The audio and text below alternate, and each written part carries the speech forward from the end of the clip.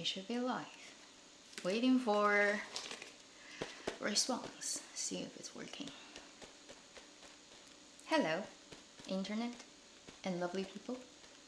A lot of familiar names.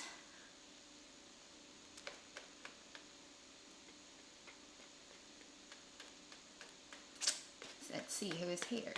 Hi. Good morning. Good evening. Good midnight. Good summer. Good winter. Today we have very, very rainy and stormy weather. It started midnight last night. Huge thunderstorm that made me pretty much couldn't sleep for an hour. It was that loud. And then it's still raining outside. It's supposed to rain for a whole day. And so you can see it's very dark behind me. Very, very, very dark.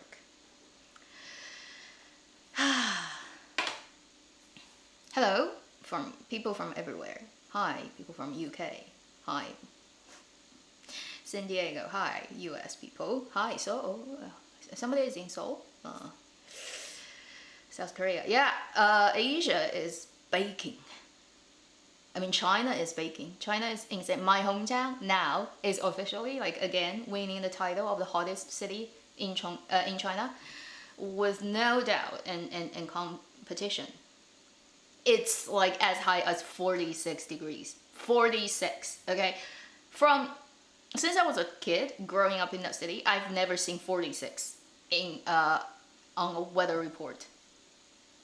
For never in my life. Now I'm not there, my parents are, and 46. And it's like the AC wouldn't even work. Now, like, you try to cool the room down to 26, not gonna work. You can just do it at like 29 or something. Because it just couldn't bring the temperature down. It's 46. And Chongqing, just usually when it hits 40, it's like the maximum. Oh, and the river is literally dried. Like the sun baked one of the two major rivers in Chongqing. A section of it dry, like exposing the riverbed. Never seen that before in my life, previously.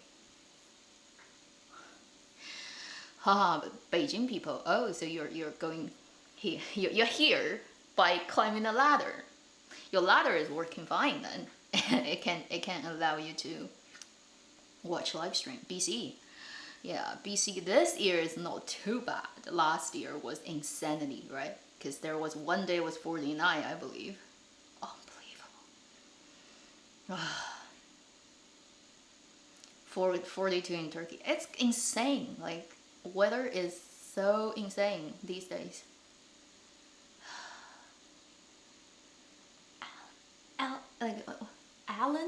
Islands, wow. Like there's even a, like, what?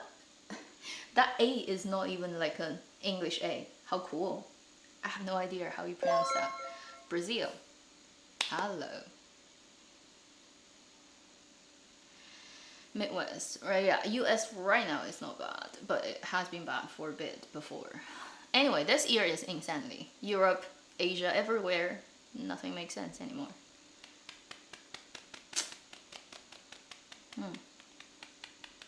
You know, who knows? We may really be the last round of human beings. Let's say in 10 years, 15 years time, we're all dead. Because if you don't get caught by pandemic, you get caught by bad weather, or bad economy, or war, famine. Lovely, you know? So how long this channel can exist, it really depends on how long this world can run. I mean, my intention of keep running this channel may actually outrun the physical existence of planet Earth. How beautiful. Hi, people from everywhere. India, yeah. Well, India was hot a couple of months ago, right? Like super hot. Weather in India works a little bit different from how it works in China. Geography. Costa Rica, wow. Yay, yes, I have a lot of bamboo today. Bamboo, Bamboo. Not sure if this is wood or bamboo. Yeah, it's probably wood, it's not bamboo. Ha!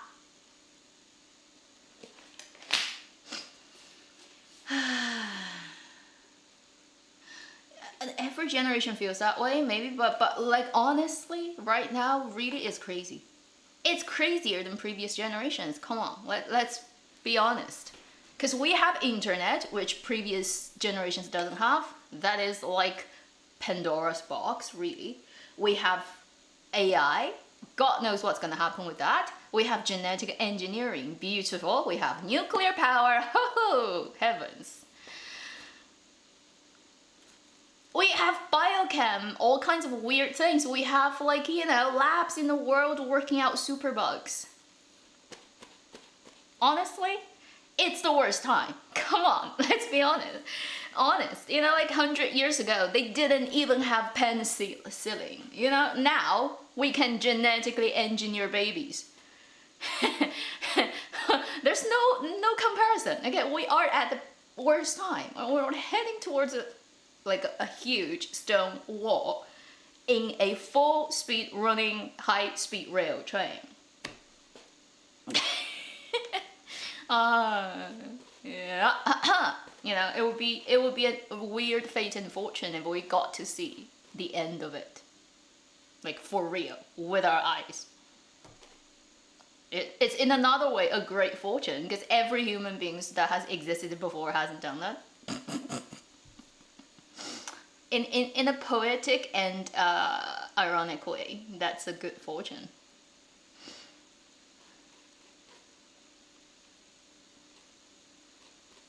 Yeah. So when I put out today's thumbnail of live stream, I said shipping, right? Because yeah, I'm shipping a lot. But I will take a little bit time as well to talk about something that happened after I put that thumbnail out, which I talked about in community post. You know, I really just want to murder some people. If I can. It's just sad I couldn't. I can't find who they are. If I know. You know, flying a couple of daggers at them is what I want to do. For real. I have a Dongfang Qingcang in me that would actually murder and kill if I get a chance. I'm just saying, I'm very pissed.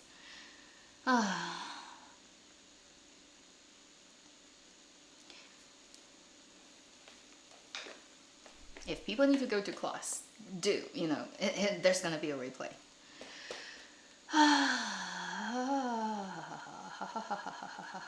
Yeah, YouTube do not like yeah, it doesn't like my hands, apparently. It's just like absolutely stupid. I have a lot of music, like related stuff from older days that I put on my channel, and I get constantly claims, like multiple people claim those videos, and I was like, fine, because I don't make any money on them anyway. So like, if you want to claim it, fine. But like, copyright strike a video that I made myself, filming my own hands, playing a music instrument. Like, who gave you the right to own my hands on screen? Who the fuck are you? You know, this is YouTube these days. Unbelievable. Yeah, so if you've seen that on my community post, basically it's a freaking 3-year-old video that I made back in 2019 when the Untamed was on air, and I recorded myself playing Qing. I think that's the first video I made, pretty much, yeah, on Qing, and it's been there for over 3 years, and I can't believe it can get copyright strike. Like, why? It doesn't feature any of the song's original track. I don't have it as backing. It's only the Qing, like the soundtrack. I recorded live with my Qing. I'm like, okay, if you want to claim it, which is fair in a way, you know, we can argue that, because I did adaptation and changed your song. It's not the same song as you hear in the thing. And it's not a cover of me singing it or using your back BGM. You know, it's my rendition of it. If you say you want to claim it, fine, you know, because I don't actually make money on it. From 2019 to now, over 3 years, I can show you the screenshot, which is true, but I don't have it now, but if anybody cares, $56 freaking lifetime of that video, over 3 years. Like, do I care about $56? No. And if you want to claim it and take it $56, I don't know, like, I don't care. But copyright strike it? Like, you own the right of it? Why? Why? Does not make sense. Who gave you the right to own that?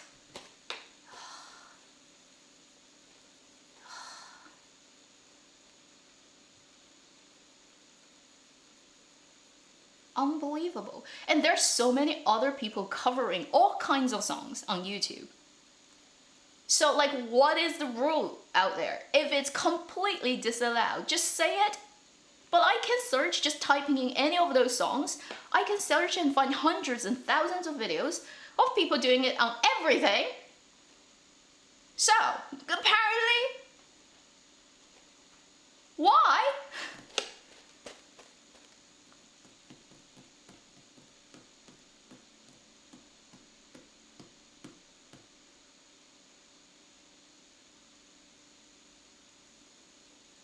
Oh yeah, I talk to YouTube, like service people, which is a chat box where there's a person named Amanda who answers my questions.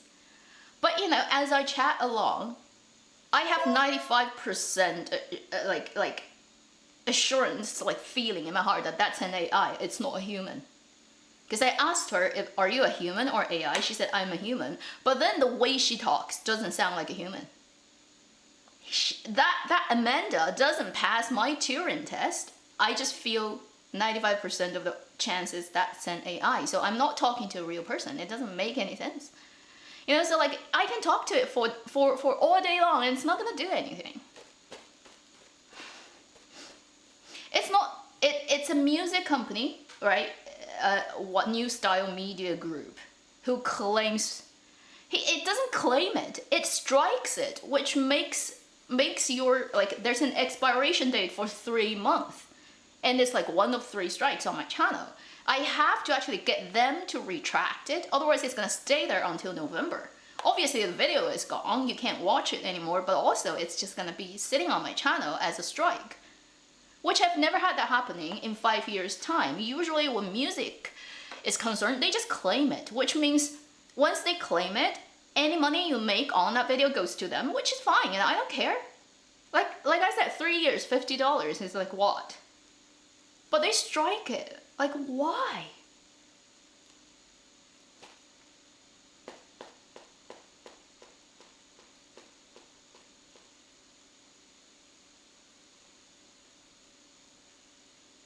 And it's so clearly an AI that was talking to me. And unbelievable.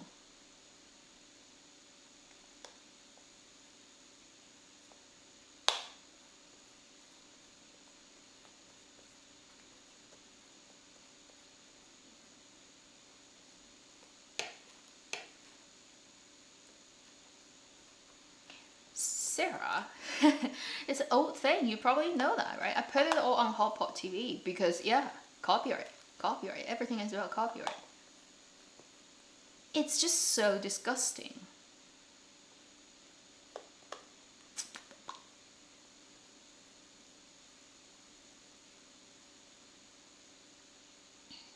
So, I will talk about Tumblr in a bit, but, so this is what I'm gonna do.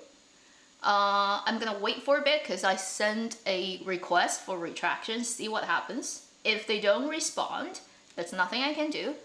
I'm gonna move. I have actually changed all the titles of my videos on Guqing. There are about 6 of them really on my channel of different drama songs.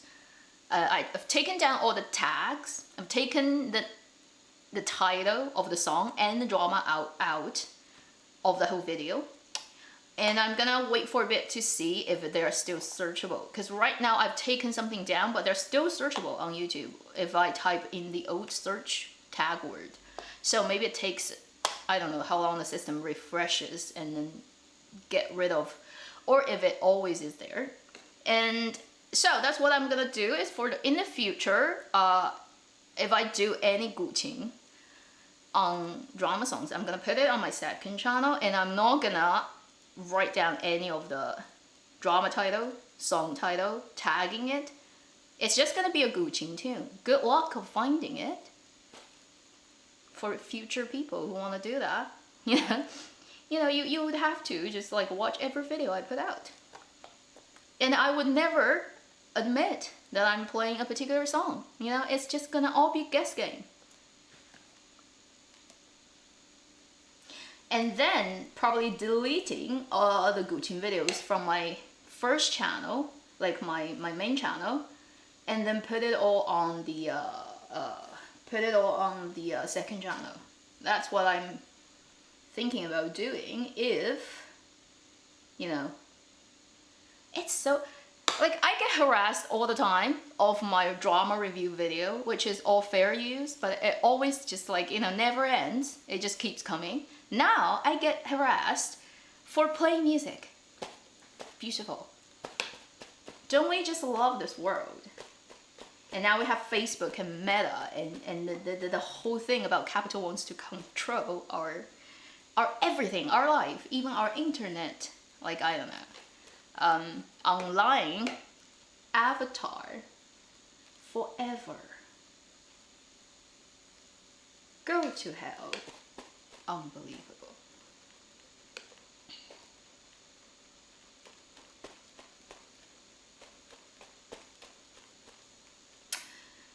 For example, before I talk about dramas, okay, people, hang on, I will.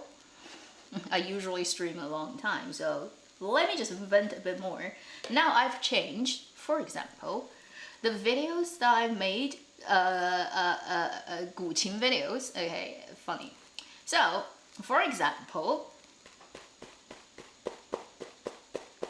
the 异花连成词 连成词 I've changed. I need to change more actually. I have a couple of a couple of video I forgot to change the name, but there is that cover of the anime version of Heaven Official's Blessing. That song from Luhan, yes. Previously it's just like the proper name. Now I've changed it to guqing version of a song from an anime series. Actually, typo. I need to change that. Of a prince and a ghost. And it doesn't have any tags. Okay, this one doesn't have tags, so yeah, good luck finding it.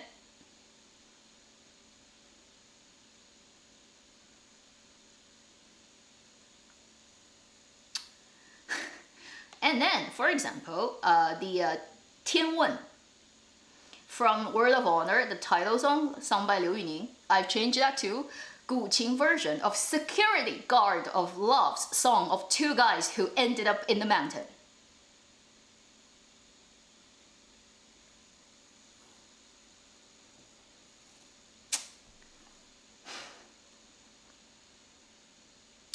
Yeah.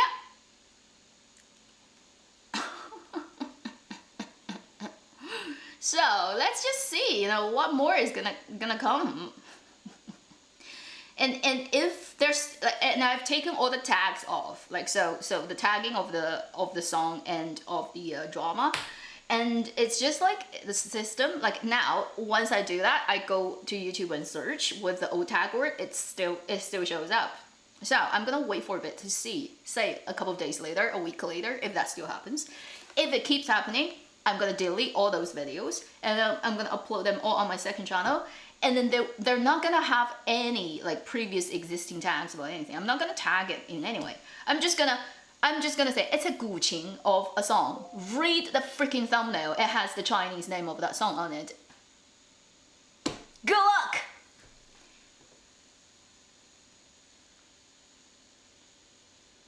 For all those people who misuse copyright strikes, there will be a specific hell waiting for you. Because what goes around comes around.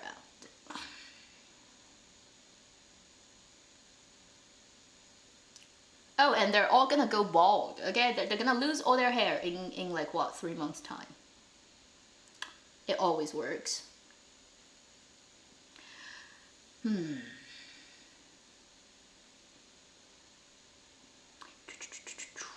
Let me just change one more name.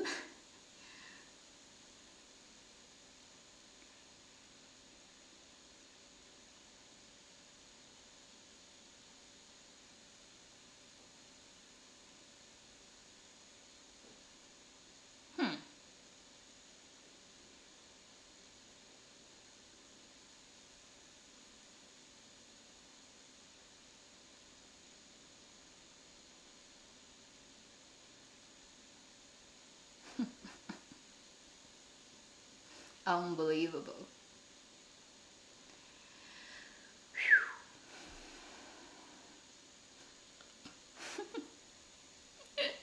It's so funny when I look at the names now. It's like, what the heck?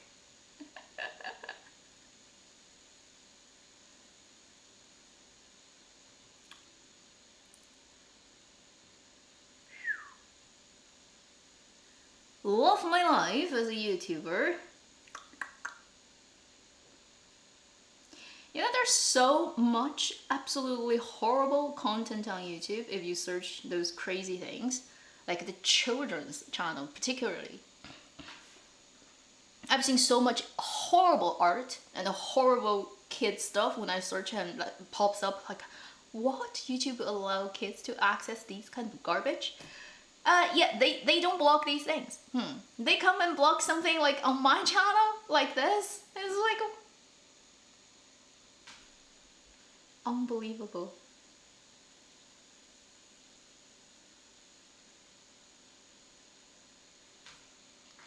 So those Guqing ones on my channel now are all gonna have like two guys ended up in the mountain, and it's the song about one guy and another guy. It's a song about a red bird and a white dragon. Go figure what it is. And then if they're still searchable after a while, right? And which means that the system just doesn't work in terms of like taking down the old tags, would not refresh it, then I'm just gonna delete all of them and put it on the second channel. Like I have all the all the video like files. Just gonna put it on the second channel, and you know, go figure. It's just gonna be Guqing cover 1 and Guqing cover 2, Guqing cover 3, Guqing cover 4, you know? Good luck finding it.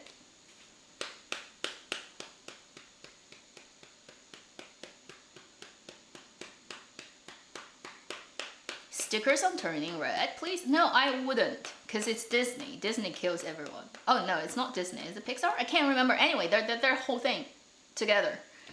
Come on. Doing like trying to do that. It's like trying to make a sticker of anything that's owned by Nintendo. Good luck with that. They are ridiculous.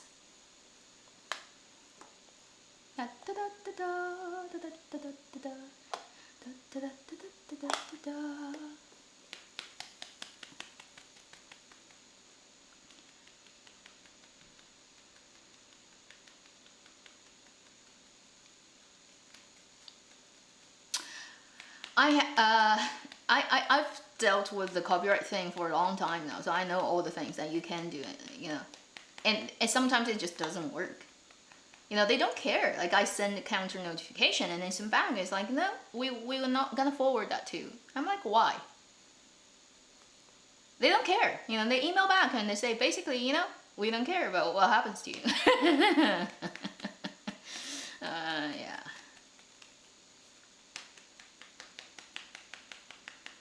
Nightmare for international audiences to find out. Well, you just have to click open everyone and see which one it is. The thing is, I don't make money on them. Like the 一花一剑, 1 flower, 1 sword from Heaven Official's Blessing. You'd think the anime is super popular, right? And that song has been there also for like 2 years now, more than 2 years.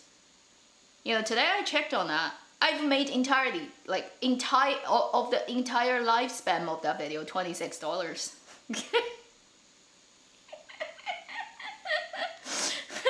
It just sounds so funny when you say the actual number out. You know, like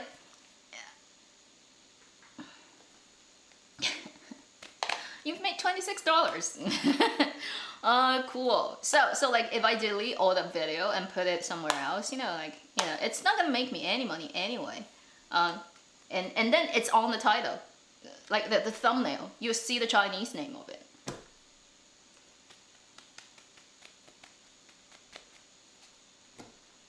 It's not so complicated to actually see a name and guess what it is, right? If you've seen it, like if you heard the song, you've seen like the rough outline of the title of the song somewhere.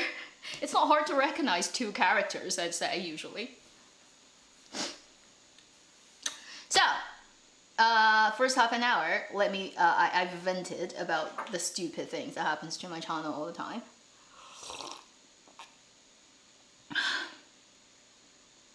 Yeah. Right now on my channel, there's about 474 videos in total. In reality, I've made more than 600. Yeah. Unbelievable, isn't it? And then I've deleted the numbers that you know, minus that. I've deleted 1.5 years of the weekly ones from early day to now, so it's like February last year. And so basically I probably go and delete every half a year of half a year worth. So always keeping about 1.5 years of the weekly videos on my channel. But the older ones just really is irrelevant. I don't need to keep it there. So I'll be deleting those regularly. Yeah. It's been more than 5.5 years, making probably like in total, like say roughly 700 videos. Oh. Crazy, isn't it? And then you know, like just look at, it's funny to look at the money you make with all that work. $26 for that one video that's been there for 2 years. Lovely. So I don't know how people make huge fortunes on YouTube. It's a myth. It's a myth. Like, they have like probably huge followings, millions of people. Maybe that's why. Like some people can get like super high monetization. Like it never happened to me. Yeah.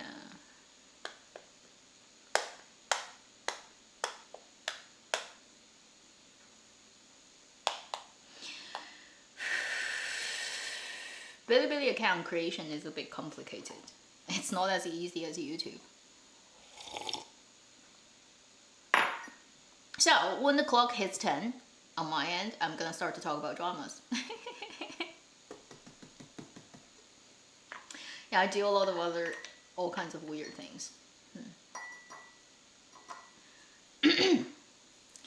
But you know, because I run the shop, I also do YouTube. I also have a couple of other ways of getting, like I make do. It's not more or less than what I get if I say do a 9-to-5 job, which I've done before here in like a design company.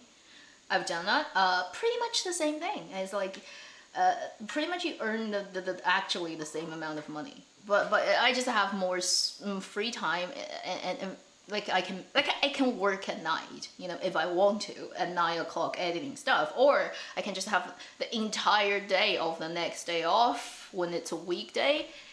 It just gives me so much more freedom than say if I work for a company, you know. And also if you work for a design company, everything you do there belongs to them, not you. You don't have copyright of all your artwork or anything, which is, I'm a little bit like the goblins of the Harry Potter. You know, it's like, it's created by me. So I know I work for your company, but it feels weird and wrong that you own that. And also because, yeah, 10 o'clock, okay, we're gonna talk about drama. Also because Canada, everybody is so off all the time. On weekends, nobody works. Any of the proper like doctor's appointment, governmental issues, if you need to go to, I don't know, tax office or any of those things, it's always Friday to Monday to Friday. And I'm like, I'm working Monday to Friday, so how am I supposed to go to like this place for 2 hours to do like what? And it constantly happens. I have to work overtime, I have to change shift with people. It's just so annoying. Yeah, it's just weird.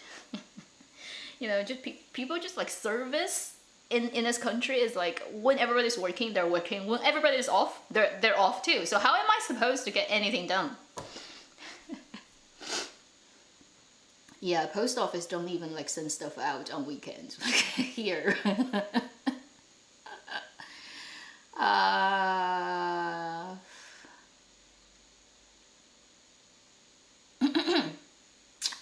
So let's talk about dramas.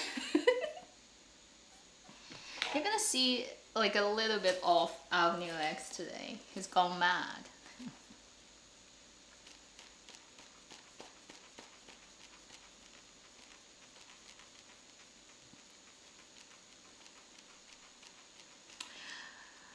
Work-life balance is fine, but like, can you just work around that so that people can actually get things done? I mean, doctors, you know, like if somebody just is about to die on a Sunday evening, like do doctors wait till Monday to do the operation just because I'm off today?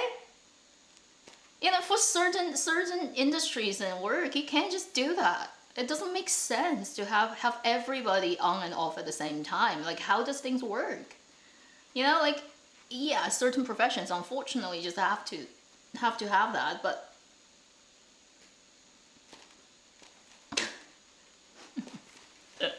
so dramas. Somebody asked a lot of things. First, I remembered, okay, earlier on. First, they were asking about very earlier on, about the Checkmate drama. I've been watching it. It's really boring. It's not working. It's not working. Although it's still the two guys, it's pretty much the same look. It's different character names.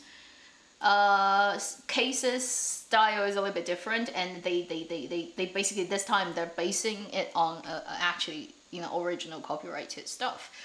But honestly, I would say the production quality stays on the same level. The two actors, their own performance is staying on the same level as my roommate is a detective. It's mostly to do with the script. That really hasn't been worked out very well. It's not very well written. Case itself is not interesting. The way to break it is not so interesting. And then cases flow, and then different characters, their personal development along that line is not very well written overall. It's just not very engaging, honestly. Although I like Hui Tian and Zhang Yunlong, and I don't have problem with their acting at all. I think they're just keeping the same vibe and standard of their previous one, but the script itself, even like the camera language, how they show stuff on camera, how they make it visually, right? It doesn't work as well as the first one. That's my honest opinion. And there are a couple of things they haven't done very well. I probably will talk about that in a review more extensively. In my opinion, why it doesn't work out that well. Although it's nice to hear their own voice. Probably the only thing that's like...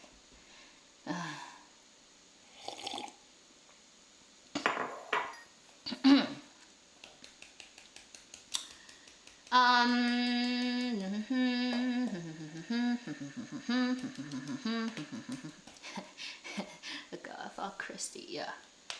But do you think... I don't think it's done justice to the original work of Christie's novels.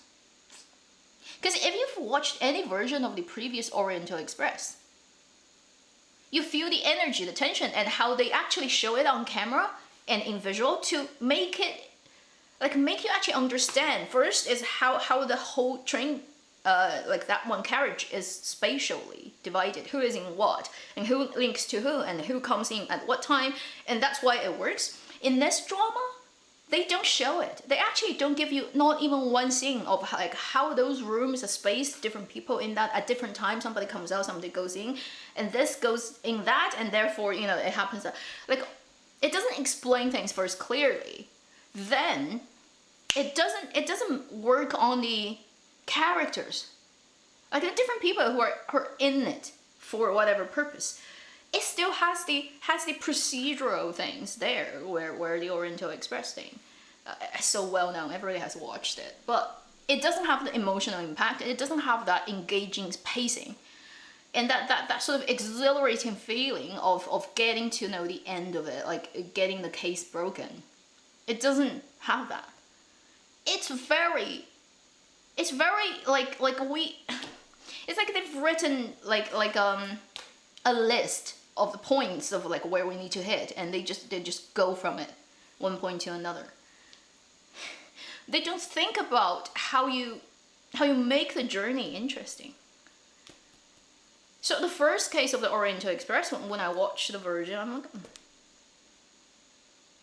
it's told by people who do not know how to tell detective stories. You know, how to tell detective stories. Like, how to tell detective stories. So, I will still watch it, but I don't feel this drama is in any way, in comparison to the first one, as engaging and interesting.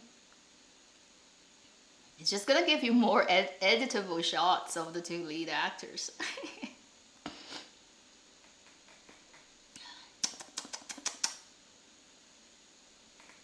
So, that's Checkmate.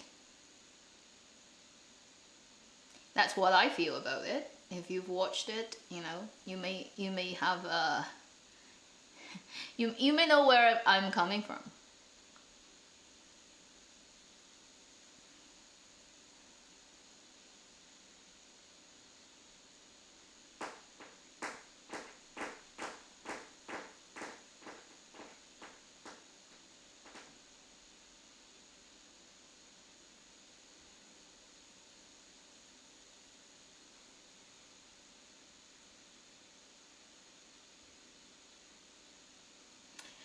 Then Galaxy, somebody also asked, I'm still watching it. But the thing is, they've also done the 梦华录 thing with it, which is today, actually, from today onwards. You can spend money and watch the whole thing till the end, right? Before everybody else did. I haven't watched yesterday's episode, so the whole massacre and murdering thing, I haven't watched it. I know it happened yesterday. Today, they're gonna move forward till the end of it.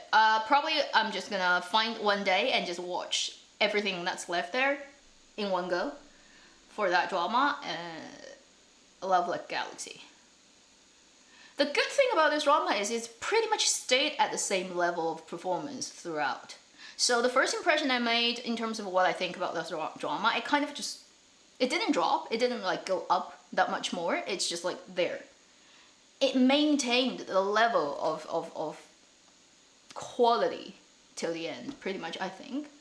So, it's still watchable. It's still watchable. It's definitely not my favorite, but it's not bad.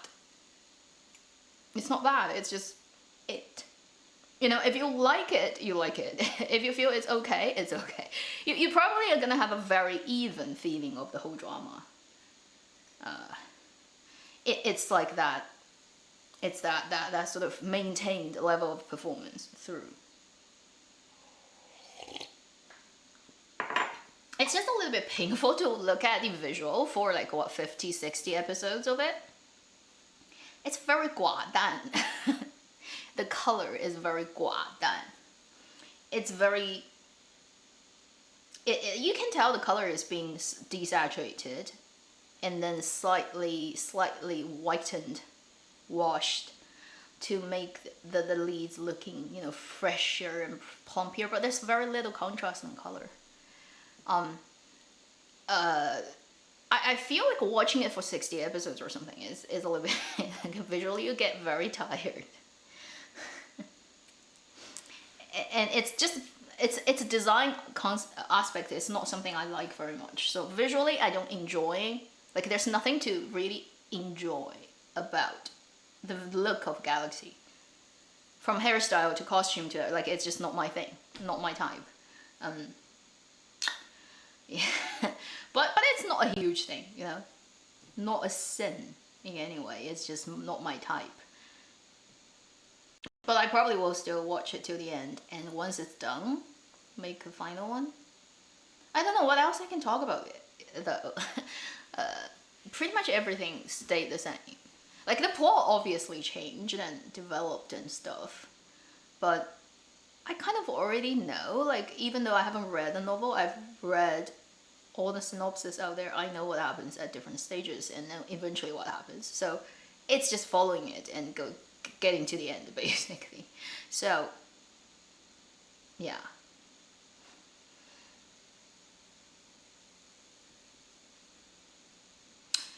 So that's Galaxy.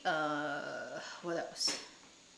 Being a hero, I am on like episode 9 or something. Not following it very tightly every day. And I think it's just the basic, the topic of drug, like anti-drug stuff is probably not my type, or the way they are doing it. Because that type of story overall is just very heavy. Like the tone can never be lighthearted. Like, can you imagine a lighthearted anti-drug drama? It just doesn't work like that. So it's very heavy. Everything about that drama, characters, the tone, the look, acting, is very, very heavy. And people are constantly pretty much angry, depressed, on the verge of breaking down, on the verge of explosion, or like they're being tortured, or they're like, you know, like nobody is happy in that drama. Nobody is like in any way for one moment happy. And I don't know, like do we need more of that in 2022? Isn't life fucked up already? Like, so it's like my mental state is I just I just want something to balance it off, you know, because I already feel very pissed 90% of the time, and you give me a drama and it's just like nothing is like hopeful in the whole drama. Everything is so fucked up. And when you watch it, even though it's like Chen Xiao's good-looking face there, even though he's beaten up, he's still very sexy, strong sex appeal, but it's so depressing. Oh my god, it's so depressing. And I'm like save it for another day. I can't have it now. I can't have it now. I just want a stupid, brainless fun. I need pink bubbles, unicorns, rainbows. I need stupidly fun stuff. I don't want to be reminded of just how sad real life is. And about the mortality of like, we're all gonna die.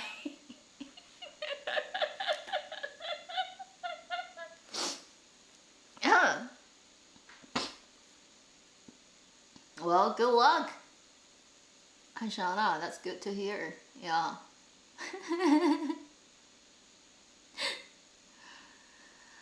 Rose War, I think they do have permission, but they did copy a lot of stuff straight. Yeah, from the American drama. So, these are a couple of ones. There are more dramas I'm actually watching, but probably not that many people are watching it. Too many stuff going on. I haven't even checked out 20 Your Life on 2. It has just aired yesterday. Today? Yesterday. Yeah, yesterday. It has just went online. Haven't checked that one. I have no idea if it's watchable, good, or similar to the first one. But it doesn't have the two guys I really like, so I probably wouldn't watch it. Come on, straight woman. Like, I don't quite care about really. Like, the girls are nice, but there's no sort of urgency for me to check it out. Right now, I'm just so lazy and 躺平. I just want a shallow, simple carnal stimulations. I don't want to think about anything deep, anything. Now, I don't have 追求. I just want to be stupidly, brainlessly entertained.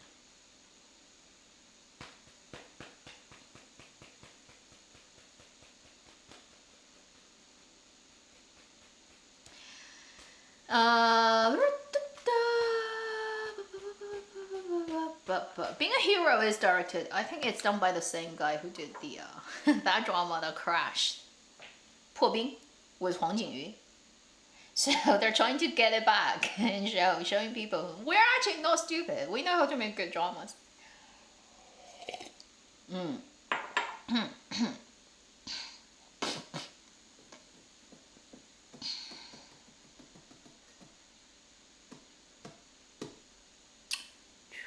let's see. Yeah, I will mostly talk about 苍兰诀, but in a bit. Okay, let's just talk about a couple of things else, and then we can just focus on 苍兰诀. Ode to Joy 3. I watch one episode, yeah, and then no. Even when it has Wang Anyu, I'm like, goodbye. That drama is insanity. It looks bad. It's overexposure. It's so bad. I can't watch it. My eyes hurt. And then the characters, it's so detached from reality. It's so floating up there. And there are a couple of characters, like pretty much like at least three of the major 5 girls are just annoying as ass characters. They are like the people, the colleagues and the neighbors in your life that you want to just run away from as quickly as possible, as fast as possible, and you don't want to deal with them. And if they come to your space, you're gonna literally slap across their face and say, off. Those girls are as bad as that, as characters. They're so annoying. Oh my god. It's like did somebody write this story just so that more people can hate the female sex? I just feel like they hate women in general, like in this drama, because they write characters that are unbearably stupid and offensive. Literally. I can't believe they make Zhang Huiwen play this role. Oh my gosh, she has no idea about boundaries and like how to talk like a human. You know, if this kind of person comes into my life like that, I'm gonna physically assault them. Because they're that bad and unbelievably unbearable. They're just like plainly rude and uneducated and uncultured. It's like they come from like, I don't know, like Stone Age. And they don't know like how it works in this world about like keeping a basic respect for other humans. Oh my god. Like I watch like how she talks to, like, oh my god, this woman shows up in my life.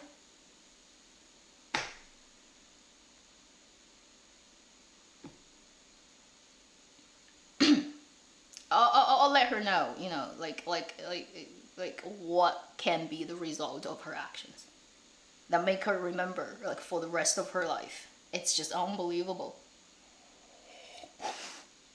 So, Ode to Joy, goodbye. I can't watch that drama. Like I watch one episode, I'm like,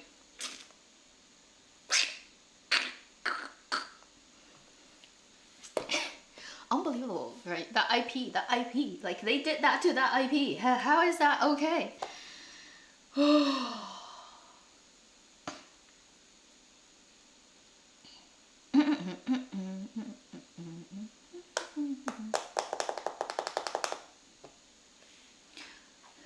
Chen Yuan, who doesn't ship them? Like being a hero, it just feels like so that, you know, like he Chen Xiao's gets out of the rehab place and immediately moves in with Wang Yibo. I'm like, come on, seriously? Yes, like I cannot not 想歪, okay? It's like Guo Xiaoting just has that fate. Think about it. In Whisper, she's like she can't get what she wants basically, and she's like pretty much standing on the side and watching the other people fall in love. Then in 冰与火, so-called boyfriend and another guy live together, and somehow it seems they're tighter than us. Which is the same situation now, like when you watch 苍兰诀, where she's again there. The guy who's supposed to be in love with him actually, you know, like, because she's been asleep for 30,000 years, and his student, her student, and another guy, it's like drinking wine in the painting. Guo Xiaoting. Her roles have that kind of fate. It's just really funny to think she's got 3 dramas so far this year, and pretty much all that type of characters. Ode to Joy is daylight entertainment. So, let's talk about finally 苍兰诀. Pretty much, mostly for this video. 苍兰诀, Love Between Fairy and Devil. It's based on a book, but they've changed a lot of specific plot from the book to the drama, so it's not the same story.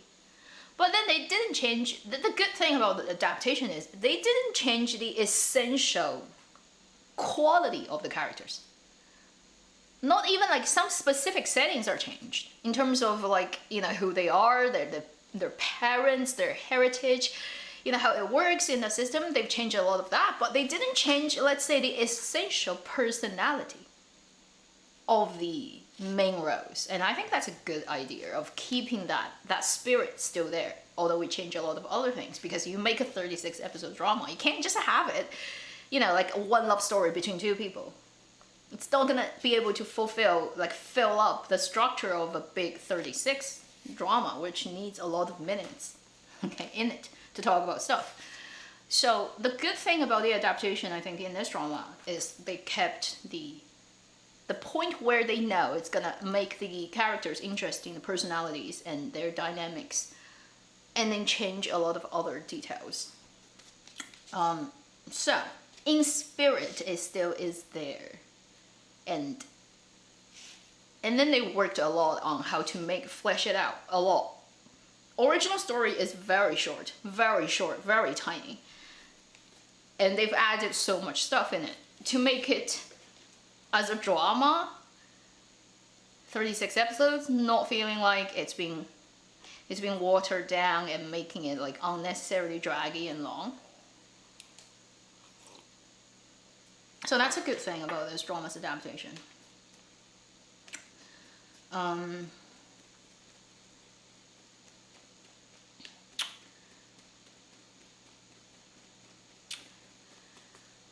Hi, a new subscriber. Hello. So that's like, I think from adaptation point of view and scriptwriting point of view, the successful thing they did. Also, this company, 恒星引力, Stellar, they're doing a couple of things interesting. They have a little bit ambition in terms of all their fantasy dramas that they're putting out as a series of, in a way, crossing different dramas, having similar characters jumping between them. They're trying to create their meta universe. So it has that kind of creating that basically made really popular by Marvel's idea of having that whole universe, but different dramas have different main leads, but then they all exist in the same imagined fantasy space, and different characters jump in between them. So Changheng in this drama, 苍兰诀, will show up in 七世吉祥, which is led by Ding Yuxi and Yang Chaoyue. So that shows you that they're in the same universe. So they're doing that, this company. And with this drama, that drama, a couple of other ones in planning and making, they are trying to do that. So it will be fun to watch that, right? You see main roles of other dramas become a guest star of this one. Like, it's a very common thing in American dramas. Like CW do that all the time. But Chinese dramas often don't have that, so it would be cool to see that happening. Thank you. Chunming. See you again. Subscriber for a long time. Thank you for your super chat. So I like that. Let's see how far they can go with it. You know, they've already showed you like Changheng showing up in 七世吉祥. Its trailer, so that would be really, really nice to see. And then about the drama itself, what can we talk about it? Yeah, that is making it, I think for sure right now, the hottest drama online web drama in China. I mean, it has like a couple of other dramas going on, also doing pretty good. But this one has a much livelier discussion. Like, if you look at the numbers of people who are creating fan video stuff, whatever, like the second level of creation, and then discussion rate, it has a smaller sort of like community of people, but much more active than other drama watchers. Look at all the data on the internet, on different platforms. It's clear. It's clear. Okay, just go and search and the numbers of things will show you like what is going on. So data-wise, this drama is doing, I think, much better than a lot of people have expected before it aired. We thought it was just another drama like that. The director, this guy who directed 大宋少年志 Young Blood, he did say actually a long time ago when they were still filming it and people saw Mr. Dragon and were very pissed by Wang Hedi's acting. And they know this drama is being made, 苍兰诀 back then. And they were like, why do you pick him? This is terrible. This drama is gonna fail. Blah, blah, blah, blah. And back then this director did say, I can't remember where it was, but I did see that. He was, you guys are gonna get so surprised when you see this drama. Okay, Wang Hedi is great. You'll see. Nobody believed him. Nobody believed him. Everybody was like, no way, no way. You know, you're just saying it because you're the director of it. Well, you should have trusted him. He's a pretty good director because he did Young Blood very well. He was right. And I've seen a couple of like videos of people interviewing him on different, like, this guy, you know, like when you see him in interview, you can get the vibe that he's a very, he knows, basically he knows how stories work, like how telling a story, like how you tell it, make it better, like the best. You have the script in, but how would you tell it, right? How to make the most out of your script. And then how you distill it. Like if you look at this story about two characters, what is essentially going on, you know, like not on the surface, but essentially, if you have to find the perfect metaphor for a relationship between these people, what is the actual thing? You see that in his interview, and he 100% understands what is going on. Like he knows what he's doing. So with that director, behind the steering wheel, I would say actually the success of this drama comes mostly from director, scriptwriter. Script is actually tightly fixed. It doesn't have leakage. It finishes its own system. Like it sets up a system that has its own rules and it makes everything works in that, in a logical way. And a lot of dramas cannot even do that these days, unfortunately. In Chinese fantasy drama, like, come on, we've seen that, okay. And then the director is really good at just like making sure that's the type of performance and type of way of telling it we're gonna use. So in rankings of like, and then how they aired this drama, I would also agree with somebody who just said that. How they aired this drama helped this drama to hit this level of popularity. Had they not chosen this way of airing, it wouldn't work as well. And so it's very, and also like they stop at places where where it works best for their airing. Like trying to keep the heat, but also like dangling the carrot, but also giving you, you know, like soon enough so that you don't lose interest. Like they're playing with it. I have a feeling like when they schedule this drama, they probably, from production side of things, they probably really just worked with the platform to make sure we air it in this specific way, because this is how it's supposed to work. It will work out best. Trust us. Like you can feel like the way it's like, you know, where we cut it, where we're gonna pick it up. And probably when they were writing script or editing it, they intentionally made the each episode end, like the sections of like where we end the airing of this round and then starting next, like they make sure it all just like sits in the best position for them to garner all the traction. So script, direction, airing, schedule, I would put all those things before say the performance. The performance is not bad. It made it work, but without the previous script, direction, scheduling, not gonna be enough. You know, the performance is not at the level where just because of they are acting it that way, it's gonna make this drama. No, I think this drama has the fortunate thing of just having a lot of bigger structurally important things of a story worked out. Then it has good enough acting.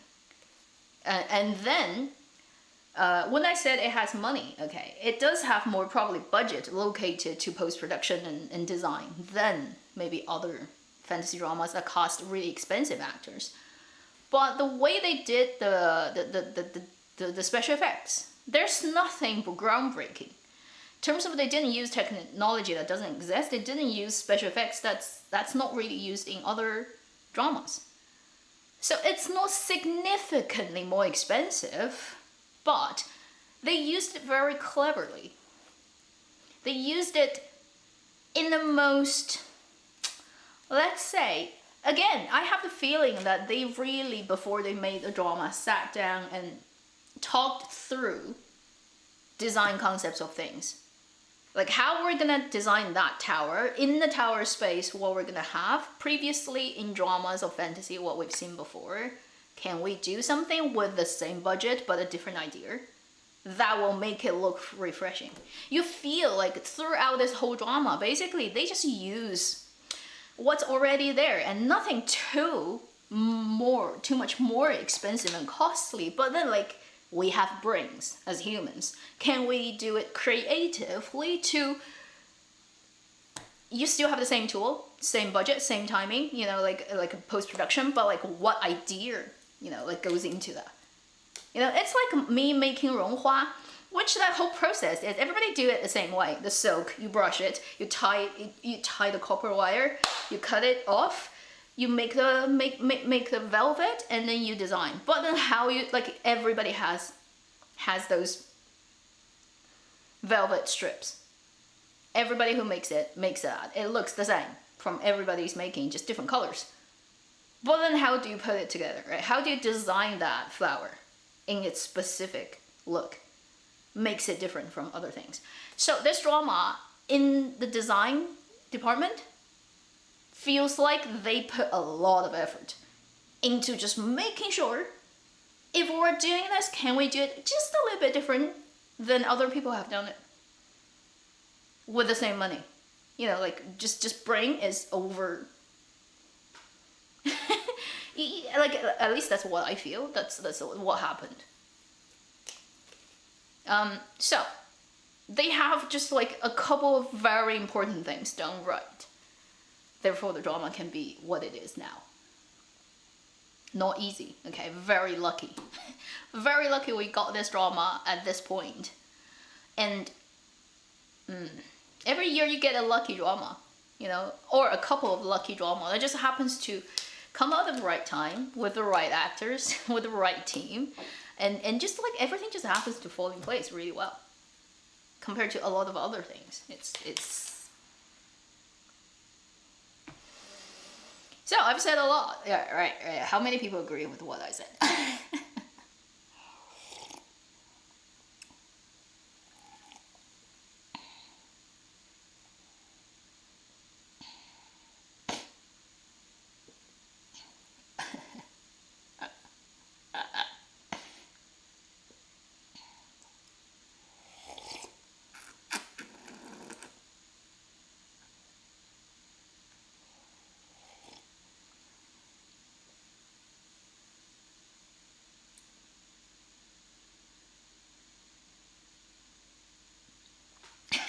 I wouldn't blame people who want to wait till the end.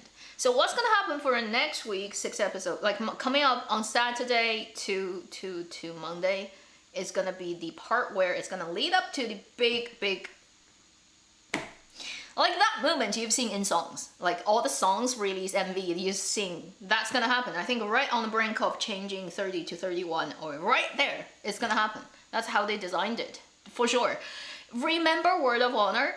The jumping out, like falling off the cliff scene that happened around episode 30 and 31. Exact same thing is gonna happen in this drama. That's how they designed it. And then the last week is gonna have the whole thing concluded. I'm pretty, like 90% sure that's what's gonna happen. Let's see if if I'm right. You know? So let's see what else we can talk. We can talk about the performances and specific characters, and then the script. There are a couple of things I want to talk about the script. I think it's done really well.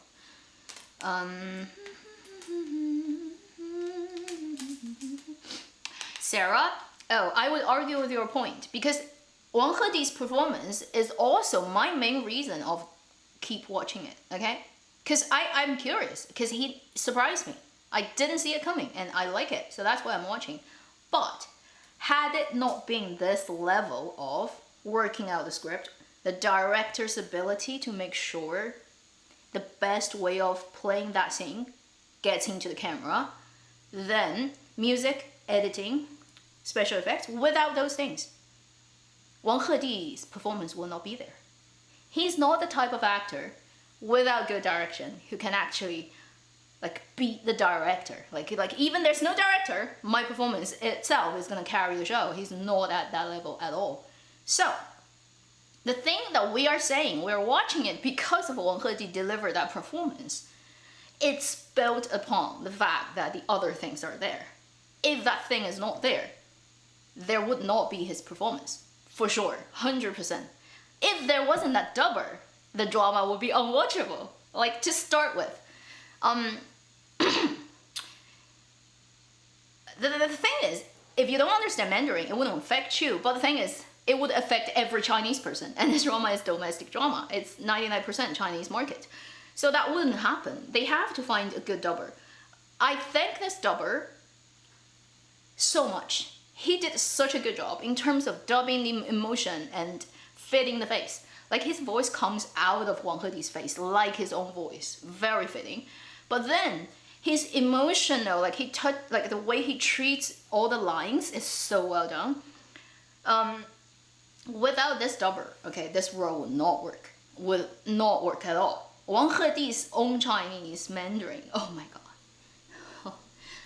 Because he's from Leshan, I'm from Chongqing, very close, okay? I know the Leshan dialect is slightly different from Chongqing, but it's like 90% the same. Oh my god. When he talks in real life, there's no way you take him seriously as an actor. As a period drama actor, as a period drama, the strongest guy in the universe, bad, evil, demon guy. No way, no way. When he talks, all filters shatter. All filters shatter. Oh my god. I can't find an equivalent. You have to know Mandarin to know when he speaks what it feels like to a Mandarin speaking population who understand what real Mandarin sounds like, and then his accent is like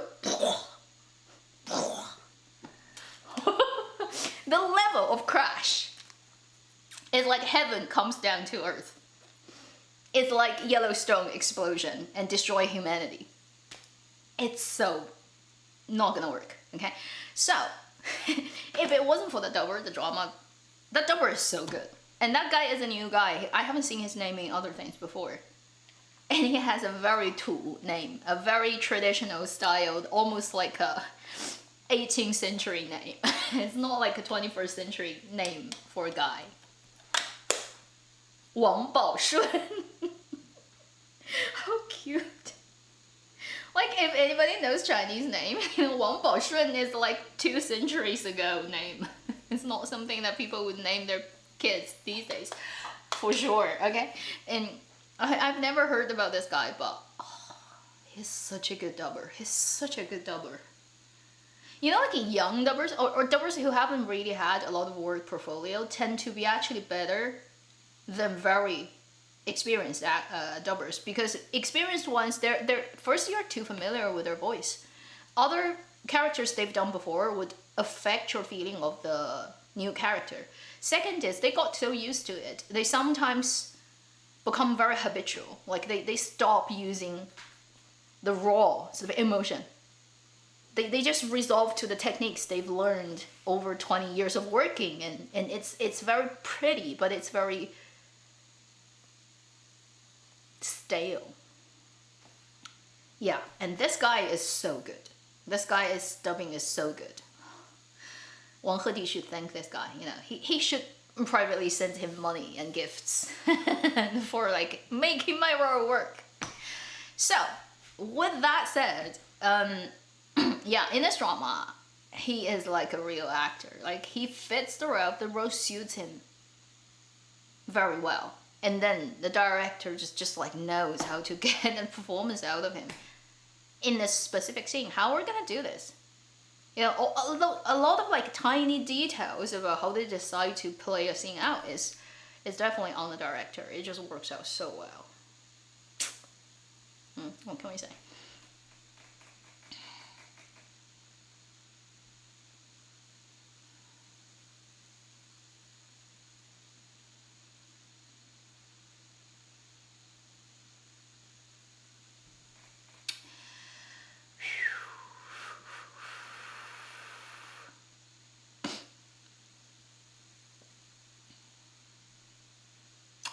Then let's just move on from, okay, what else can I say about his acting?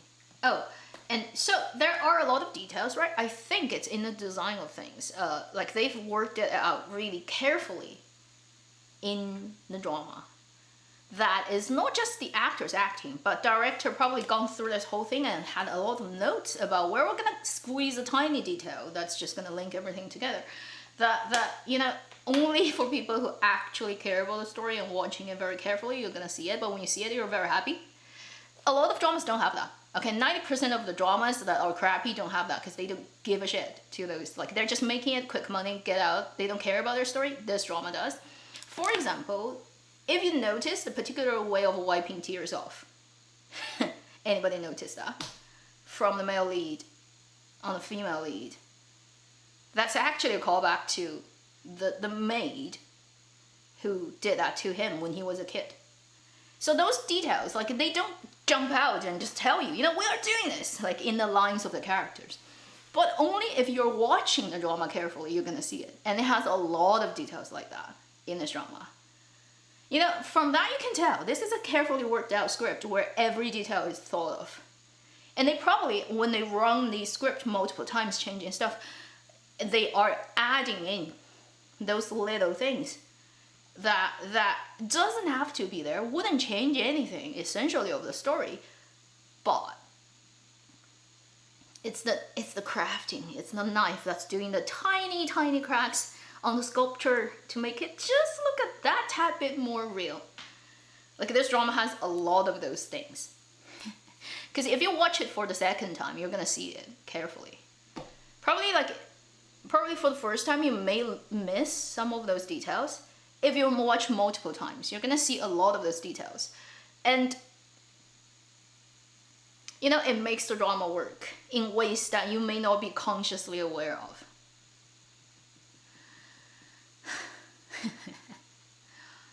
Also, like, in the script, like, another thing that I pick out of recent, like, rewatching is in the plot and world setting, they also did this tiny thing of calling things back.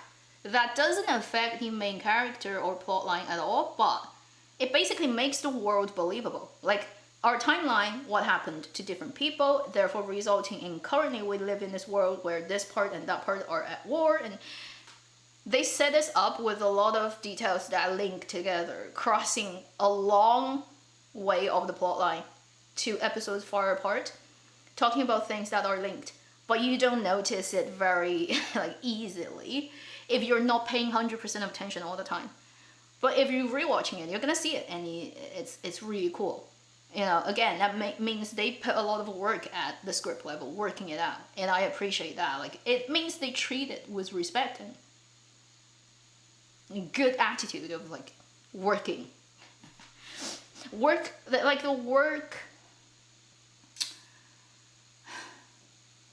It's just being responsible, basically. For example, like, there's one tiny detail. Early on, episode 2, I think, the male lead got back and he had this, like, waking the dragon up. And then he went to the battlefield where everybody, like, the 100,000 soldiers are frozen. And he was asking, because he hasn't been around for 30,000 years, he was asking the second, like, his dragon guy, Shang-Chi. It's like, what's going on for the 30,000 years? What happened? You know, just, like, catch me up with what all the battle news and political powers and who's on what. So the dragon told him that when you are not around, your brother is just really not a good ruler, and then the heavenly realm has taken some land that we owned before. So now this land, Beiming, in the drama, has just been recently taken by them. He just mentioned it in one line, and then the conversation carries on. Nothing ever is mentioned again about that. So you think it's just a filler, just setting up the worldview of stuff. Far down the line, 10 episodes later, when Yu Shuxing's role is in the ice, like the snowy cave, where she tries to find out her own identity, like what I am. So she's freezing herself. And then she had the conversation and confrontation with the male lead. Before they had the conversation, she was talking to her friend. And she's like, I'm trying to find out what I am, but I don't know. And I don't want to leave now because I haven't found it out yet. Maybe I am a flower from that place, Beiming, called Hongjingtian, which is a real flower anyway. And then maybe I am a flower of that realm. But because that realm has only just recently been acquired by Xianjian, by their Shui Yuntian, therefore, they haven't categorized all the living beings there into the system. Therefore, the system cannot recognize me. So she mentioned that one line very quickly. It's like, maybe I'm Beiming Hongjingtian. That's why. And so, between those two details, there's 10 episodes, more than 10 episodes. And you don't have to have that. Like, you don't have to talk about, we lost that land, which recently got acquired by that. And then she doesn't have to say that line at all. It wouldn't change anything of the major story. But they just have that detail there. And so if you're careful enough paying attention, you're like, oh, okay, so that long ago they talked about this, and so this makes sense. And this drama has a lot of those things. So you need to watch it for the second time to actually note all the things that happened.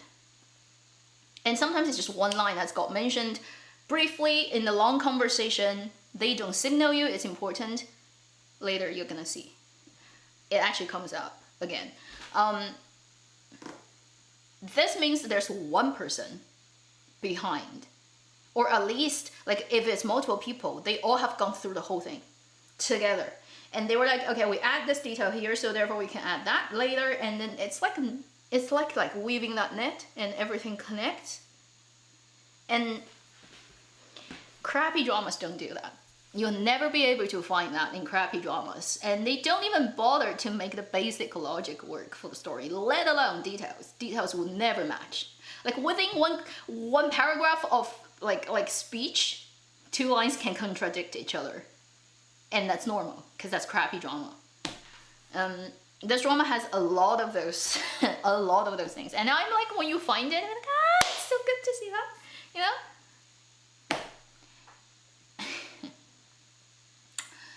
So, that stone also comes from there. and every 10,000 years, or every 100 years, 10,000 years, you get one, which is super expensive, I guess. Yeah, the wiping of the tear, that detail, and a lot of other things. Like for example, the female lead briefly mentions, I'm gonna go and ask the peach flower fairy to make me a flower ring, because I like it, stuff. And she just mentioned it once.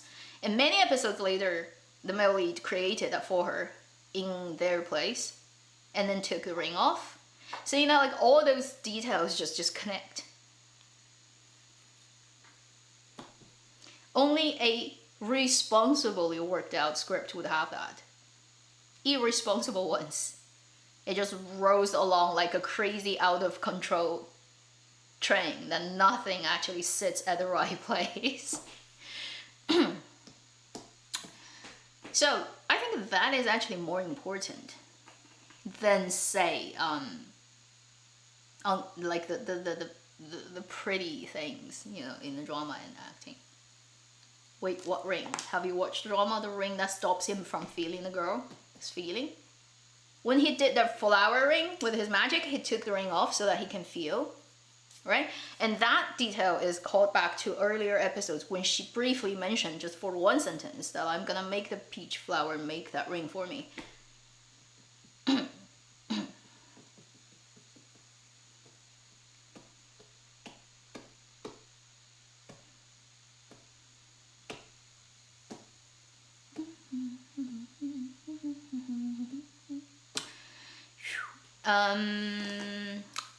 Yu Shuxing.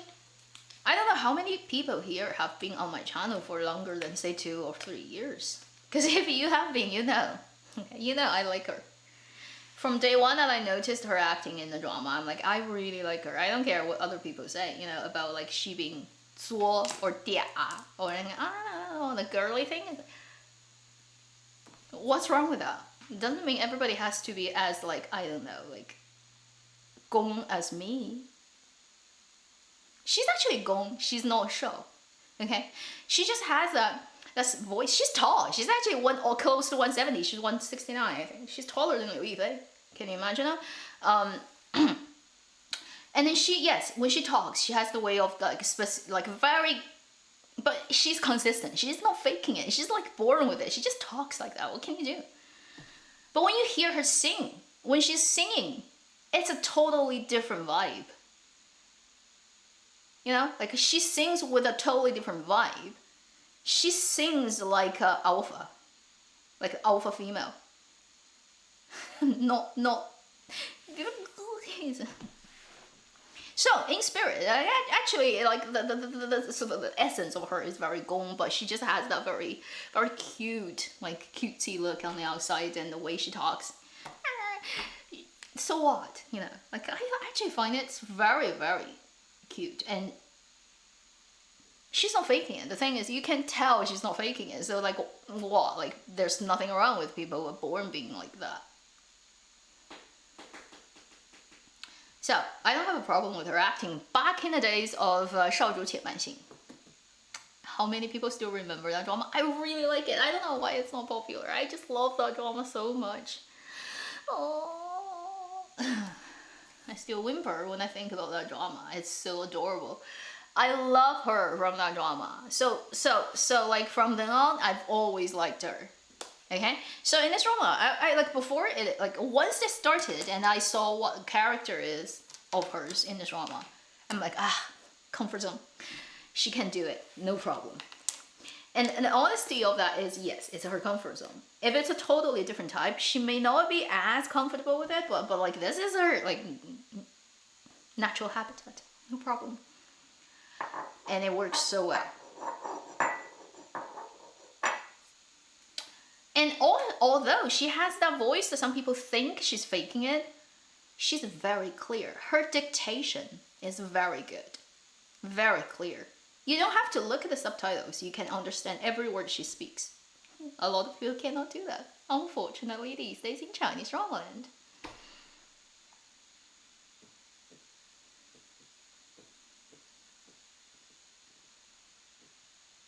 She's not faking it, even if you look at her, like how she talks in real life, she's like that too, and she's constant, like 24/7, like that everywhere. I haven't seen one thing out there that's of her like in any way acting differently. You know, it's like Lin Zhiling just naturally has that very baby-like voice. And what can you do? You know, you have it. That's it. I don't think it's a lot to do with like she's faking it, because she overall, right, like I feel like just look at her background and how she deals with people in reality. She probably is a very, I say she grew up like being very well treated and adored and like a princess. So she has that natural like obviously I deserve this, I'm pretty. She has that confidence that comes from that place where it's just she never really quite like in any way get put down in a way that they would, like a person would internalize some kind of self, like like self-limiting belief of themselves. She has that very strong vibe of she's just growing up like and being treated so well that she she just think all the good things, and then she deserves that. No question in life. You can feel that. Some people are like, a lot of people are unfortunately growing up in an environment where they inevitably internalize something that limit themselves a lot. Whether it's thinking of themselves undeserving of this and that, and not worthy of this and that, it's very common, like for girls particularly. But I feel like she happens to be living in that kind of environment, growing up where she's like so well treated that she never really in any way had doubts about that she deserves all the good things, which is a hard thing to have these days.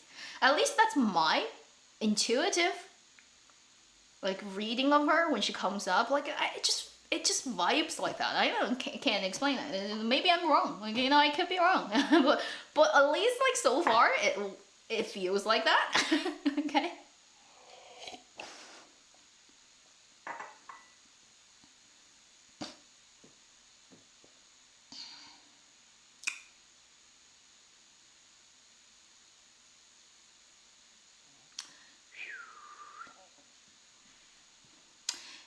Don't worry about Xianxia timeline. It would never make sense.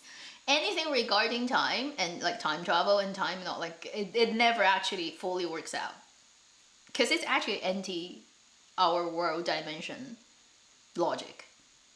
It's like we don't live outside time, so we cannot conceptualize time working in a different way. No matter how hard we try. It would just never 100% fit. Logically speaking. So just give up on that and don't worry. I'll be back in a bit, okay?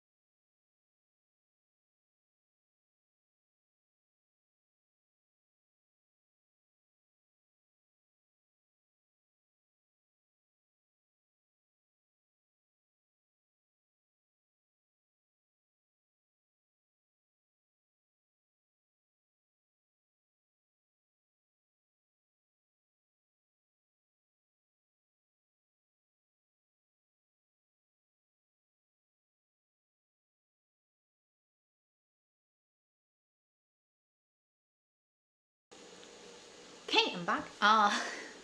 Yeah.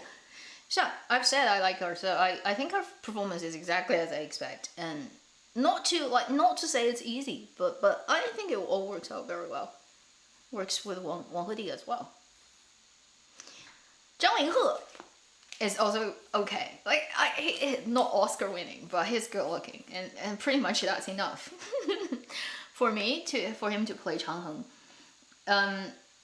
And we have to thank the script, really. They wrote this guy as a very lovable guy, not a spiteful male second or third in competition with our male lead. He's himself a very complete and rounded person, so that just makes basically the tragedy in a way of his love story that much more sad. In a way, they are destined, right? Like the Yu Shixing's role. The orchid and her and him are actually destined. They had arranged marriage. They're supposed to be together. The classic 有份无缘 in Chinese. 有份无缘, okay? They're 有份无缘, classic 有份无缘, where they like each other secretly, and then they are destined to be together anyway. But because fate has this sort of play with it, therefore they just can't get together, and eventually they're not meant for each other. 有份无缘 classic. But he's a really lovely character. I like his clothing. It's very like the light blue and that suits the super tall guy very well. He's like what, close to 190? Unbelievable. So tall. Yeah, and Xu Haiqiao is also very good. I also like his character. What an interesting bad guy. The type of almost you can't hate him bad guy. He's more like unhateable than, let's say, the guy Jin Xiu in Love and Destiny. Yeah, he did things that's definitely unforgivable, but you just can't quite hate him. The actor himself gives you that vibe too, but also the logic of his character works out. He's also like one of those very blinded by love, and kind of gotten into the point where it's no longer actually his love for the teacher of his got to that point. He became obsessed with that idea. I don't know. It's an interesting character, and he played it really well.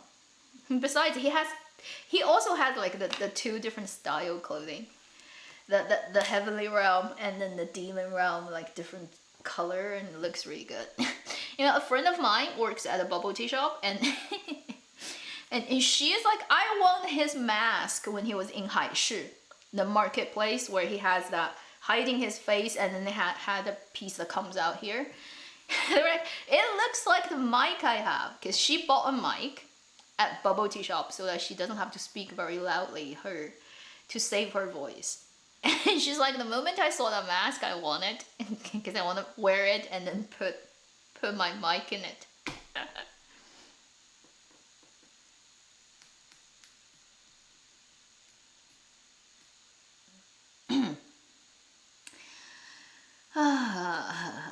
What? A lot of people. Who said a lot of people hate on him? I haven't seen anybody who hate on any characters in a drama. When I think through it, probably only Yun Zhongjun. You know the guy, the boss guy, who's standing on the throne of the heavenly realm? And that's the only guy who get hate, like 100%.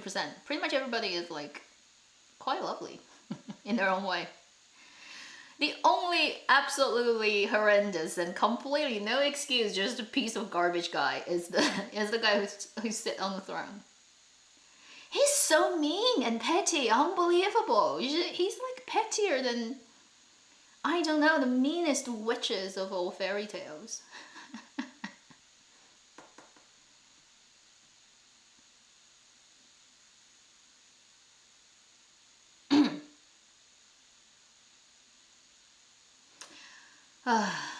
Yeah, that guy is just so bad. I don't like him. I think nobody likes him.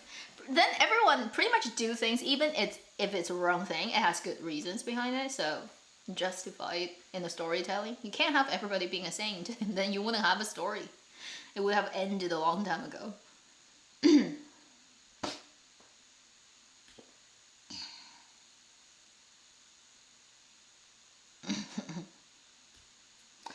Yeah, and also like at the beginning, he mentioned their father is in kind of a 闭关, is in a place where basically he's like meditating for thousands of years, so they can't reach him. That's why they are taking care of the brother and brothers, right? So it's a pair of brothers as well. Think about the heavenly realm and the demon realm, both are like a pair of brothers. But the heavenly father hasn't died. He's just not working. He's like off on vacation.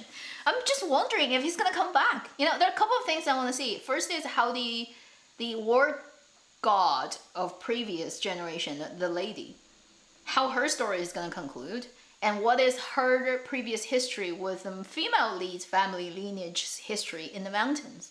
Because you see the flashback, and I think there will be more explanation of why they're tied together, and then what happened with the Ronghao's line. And then whether the father god is gonna come back, because it would be cool if he shows up somehow, you know, and just kick his son's ass. The elder song is like, what kind of shit are you doing when I'm away? You are such a disappointment. I don't know, like it would be cool to see that guy show up. I don't know if that's gonna happen. What else? There are a couple of like small things, and I'm curious to see how it's gonna work out at the end.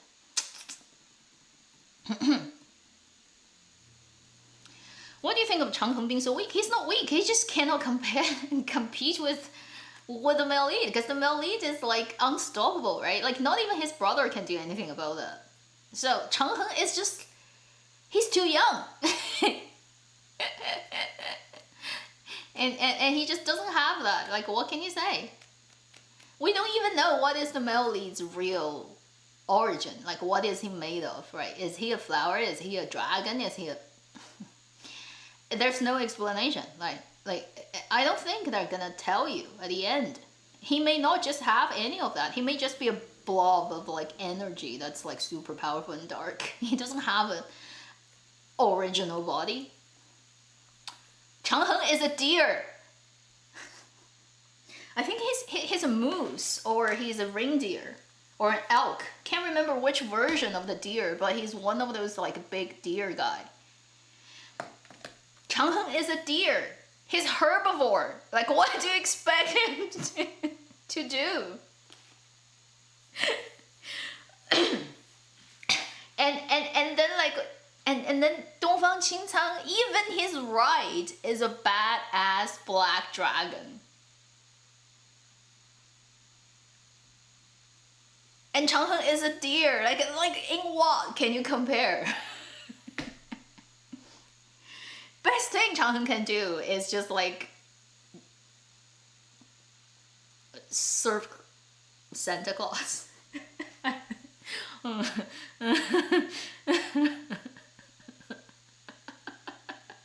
I love deer. Okay, deers are lovely. Apart from the potential,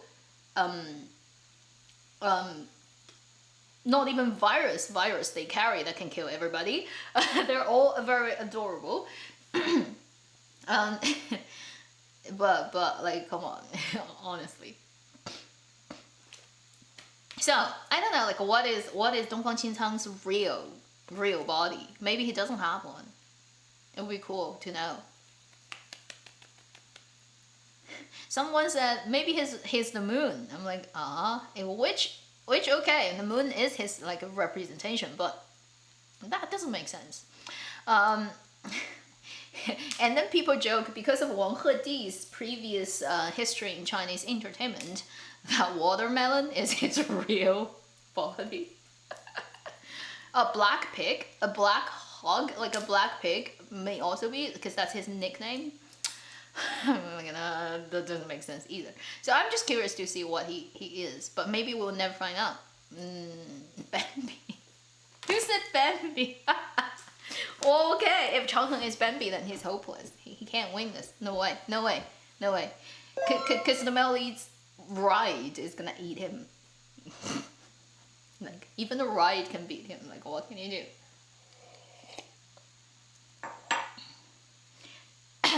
So Wang Hedi's role cannot really be a dragon because his ride is a dragon. Like, it doesn't make sense for a dragon to ride a dragon.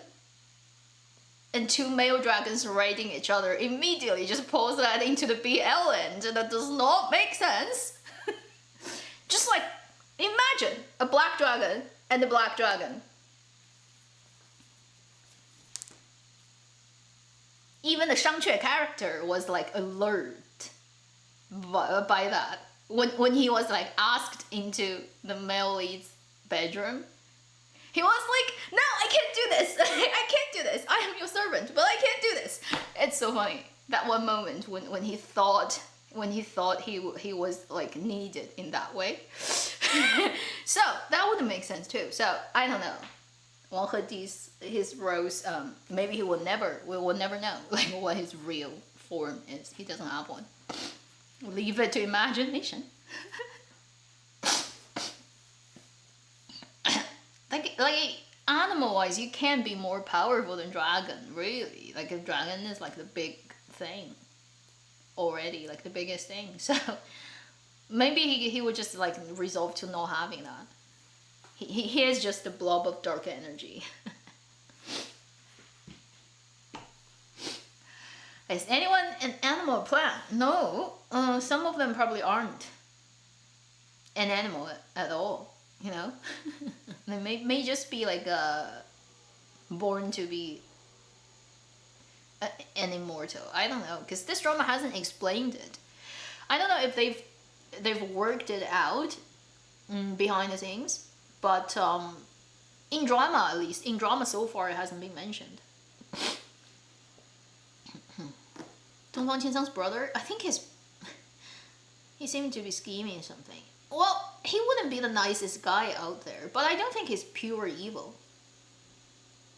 And the thing he did to the female lead later would just be basically from his angle. It makes sense for what they want to do, what they want to achieve, and what he wants to get. And he doesn't have any emotional sort of investment and ties with the female lead. So to him, it's just my brother's lover who, you know, like, who cares? I don't give a shit to her. So from his angle, like the way he would later do the things that, if you've watched MVs of this drama, you probably already know.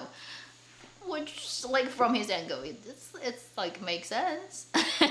You know, like, they come from the place where they kill each other for fun, so he wouldn't really think of her as in any way worth, you know, like, thinking too much about. He definitely is not the kindest person out there, but the actor is actually pretty good and pretty good looking too. There are a lot of good looking guys in this drama, right?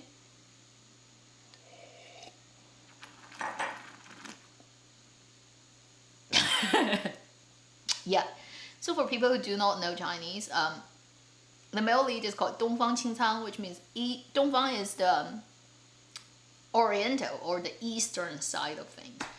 Qing is blue. Cang is also an adjective to describe the color of like trees and mountains, the greenish blue, that type of color.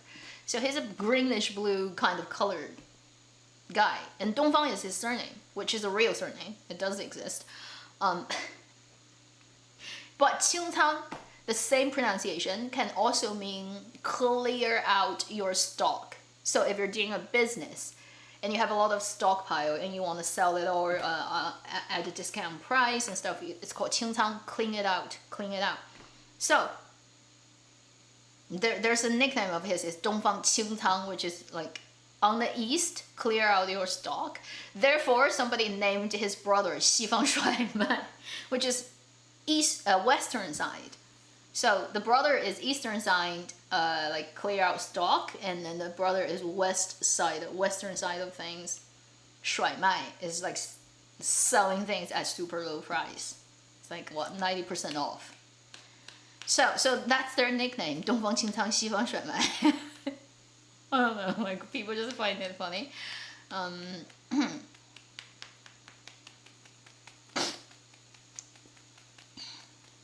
Do you think about Tanglinju? What do you think about behind the camera?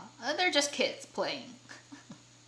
You know, if you see like how they're behind the scenes, they're very much like primary school kids and girls and boys who are like literally beating each other up and constantly having like fights. which is fine, like, you know, it actually like really makes sense for these actors.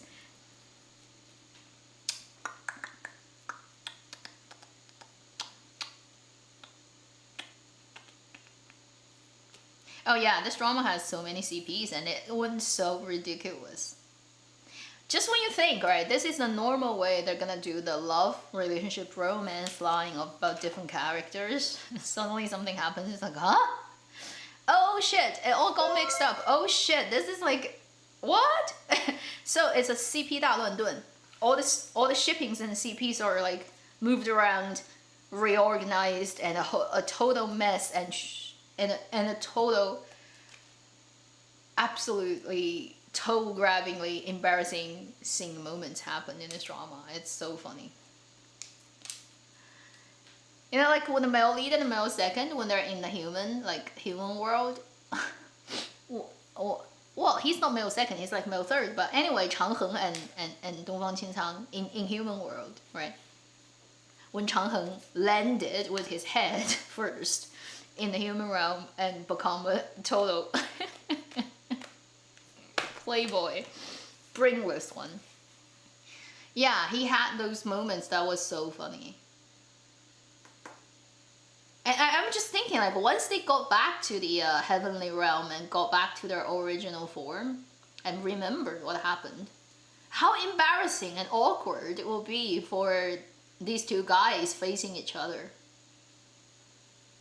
Mortal enemies, you know, and particularly, like, also, like, you stole my fiancé. But then in the human realm, I actually kiss up your ass and I like you so much and called you my brother, and you actually ended up being my brother-in-law in a way. and then we were hand in hand crawling through a dog hole on the wall. Like, how are they gonna face each other? And it's just gonna be so awkward. Even though when they're, I mean, if there's a moment when they're at throat with each other, about to kill each other, and that whole experience in the human world, it's just gonna be so awkward in the mix. I'm like, how am I supposed to think of you?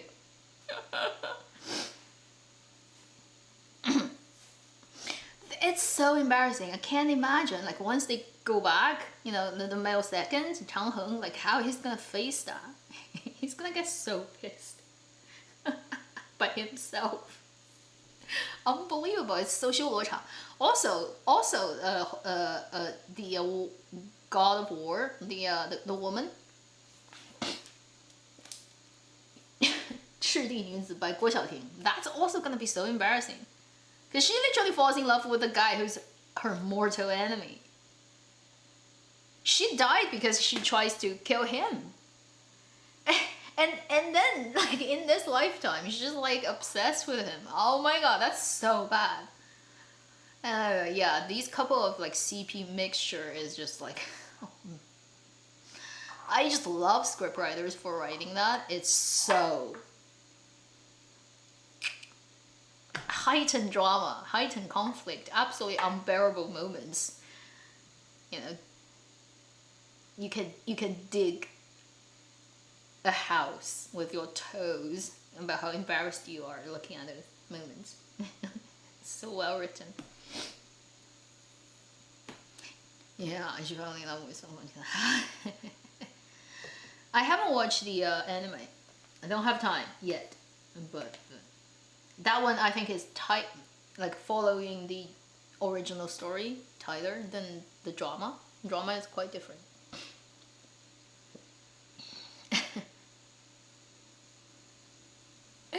Yeah.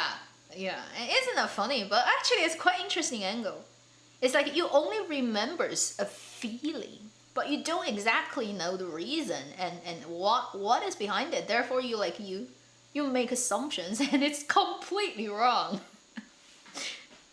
It's just really funny, and it's a different way of looking at the whole sort of reincarnation, all that, like, than other xianxia dramas. Because other xianxia dramas, it's like lovers, when they reincarnate, they just naturally fall in love with each other. And then but this one is like they're actually enemies, and then it ends up like that. Oh my god. And the actual person that she actually cares about, she only heard the music. She remembered the feeling, but she doesn't know where it comes from and which person it should be aiming at. So she actually aims it at the wrong person. How interesting. Rong Hao is so pathetic in that way. It's like he tried so much and worked so hard for 30,000 years, and then like, even like he was already playing the music and the girl remembers the music and had the feeling like, and the next step, it got taken over by the male lead. Unbelievable. It's just so I like that writing. It's just unexpectedly fun. Yeah, there are a couple of things I like the drama. Also in the writing is, like, when you think something is gonna happen, they would make it happen in a little bit different way than you expect. Just makes it less predictable and much more funnier. Yeah, and then also the like the hairpin one, that scene is nice. That's like the scene that's written by a scriptwriter who understands, you know, like what kind of male lead the drama watchers are gonna look for and what they think. So the scriptwriter understands the sort of the value system of the current audiences. You know, like we want a guy who would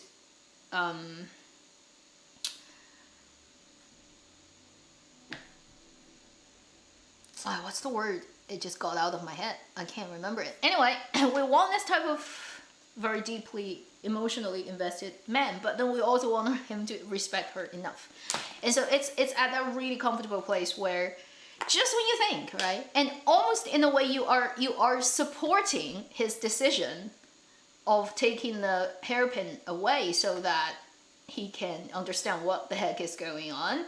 He goes in, he does it, he goes back again, and then change it.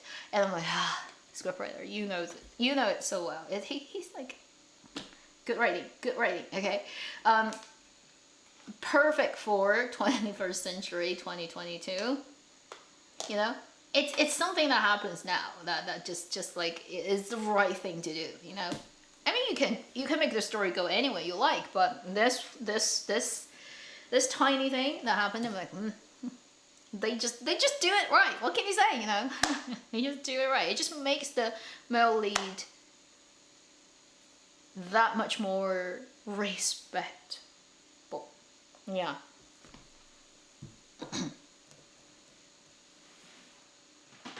Yeah, also the whole the wooden football. It's not really wood, it's more like a bamboo, but anyway, the bamboo football kicking thing is also very well written. In terms of he doesn't kick it back and it's too late for the father to you know, he never will be able to do that again. So it's so much better than had he kick it back, you know, like, because he was just standing there waiting, and he knows he probably wants, but he can't bring himself to do it, and then the moment goes away and never will come back, and that would be like something he would regret for the rest of his life. But it makes so much more sense for the character in that moment than if they go for the happy version of completely resolving that. So that scene is really well designed, that they don't let him kick the ball, and it's the right thing. It really works for the character and logical things. Also, how they edit, right? I'm not sure if on script level it's already in that order. That scene when she goes down to the bottom of the lake, meets the father of the male lead, and the male lead comes in too. They have that long emotional conversation scene, and it finishes. Then it cuts straight back to the lightning striking the brother scene, and he takes his place. Male lead takes his brother's place, and then it cuts back to in their bedroom, and then it cuts back to the guy goes to the father's palace and crying there. So I'm not sure if that order is on script already written like that, or they decided it in editing, because you can move that around for sure. Things, or if they filmed other things but then they decided to just cut straight to that.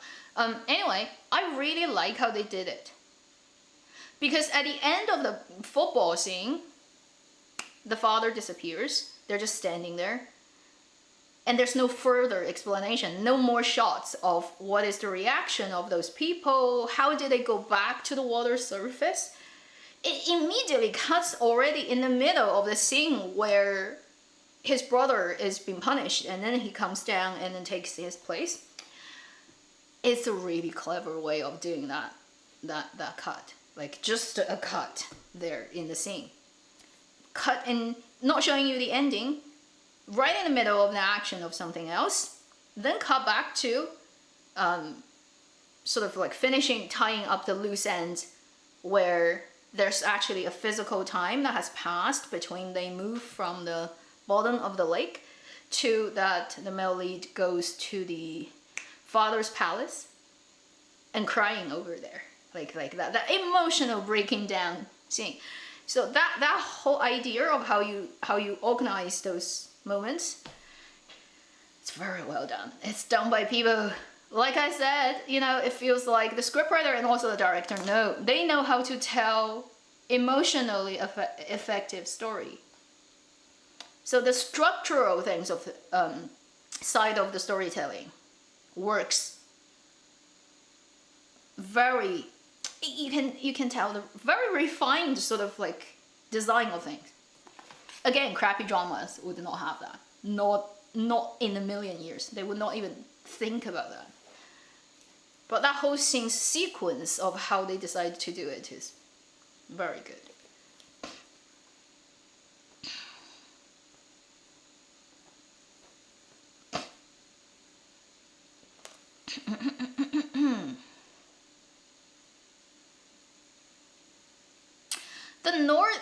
The human realm is mostly Tang Dynasty look, but it's not 100%. It's like a drama version of Tang.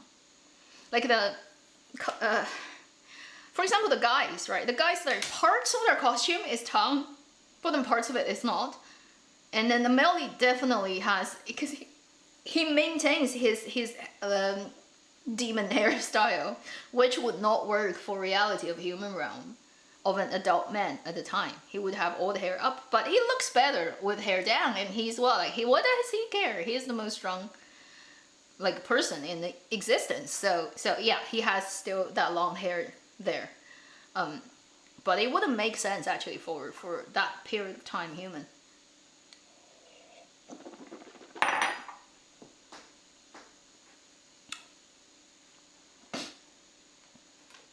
Challenger deserves all the awards in the world.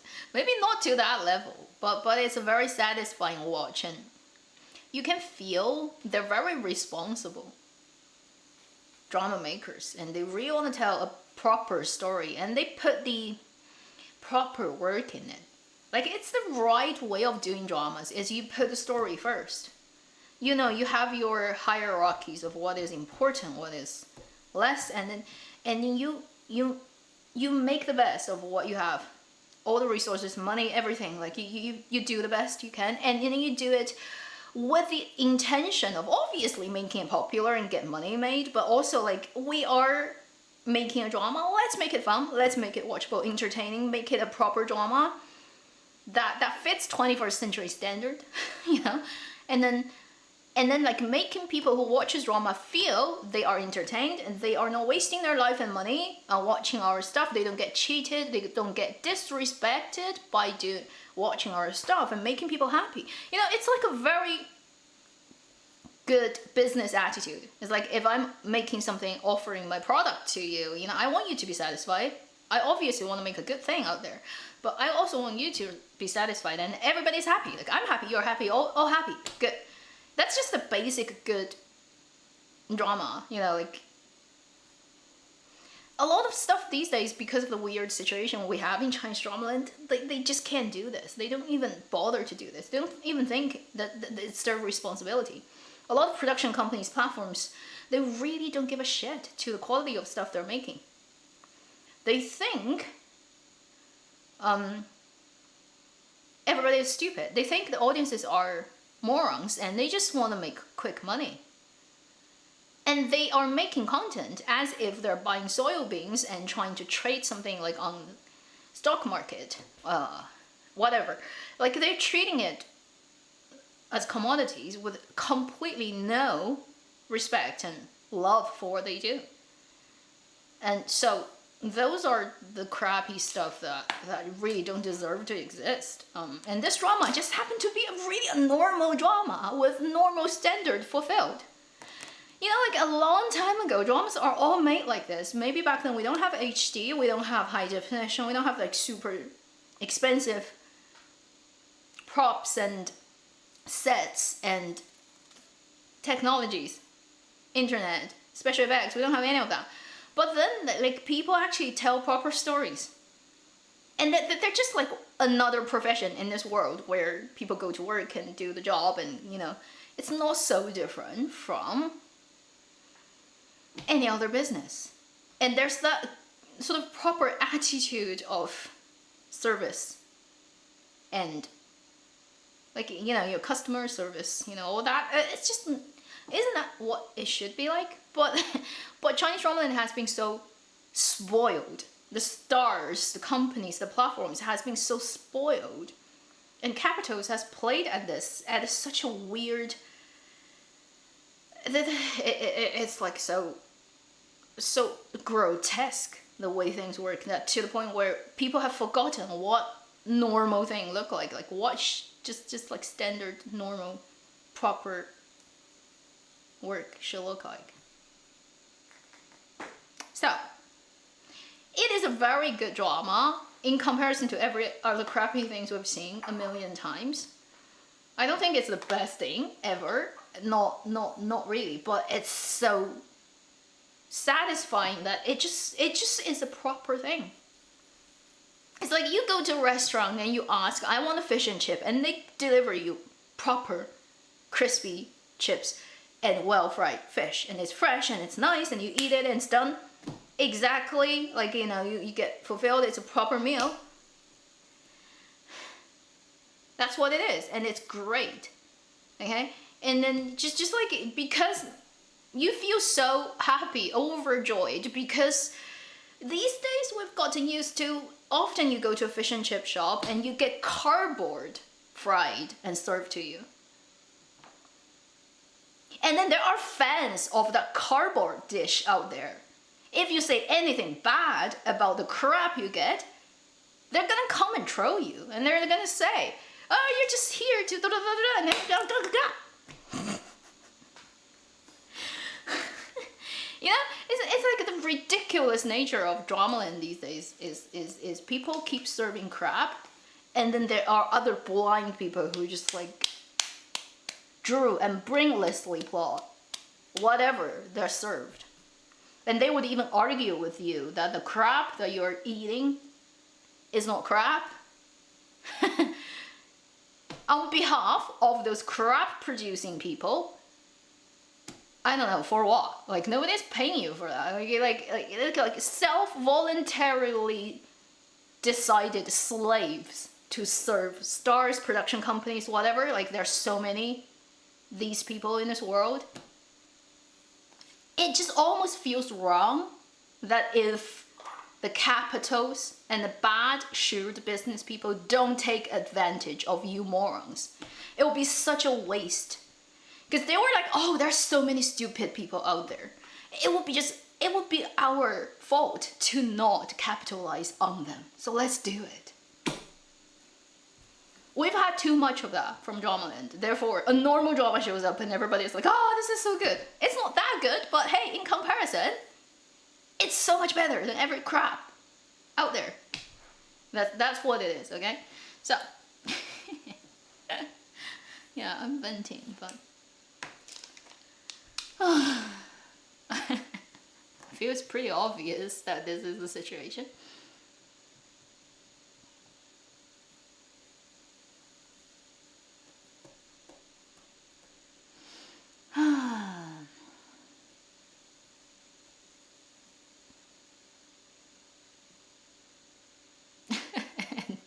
Yeah, pretty much the dating thing.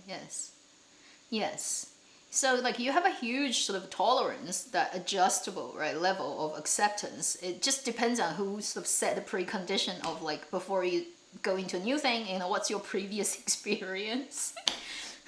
And the standard has been lowered continuously for the last 5 years, 6 years, 10, 7 years. So that to the point now, it's like nobody expects any good thing. And then one tiny sort of like proper thing shows up, everybody explodes. 全号. Yeah, it's 温客行 line. 全靠同行衬托.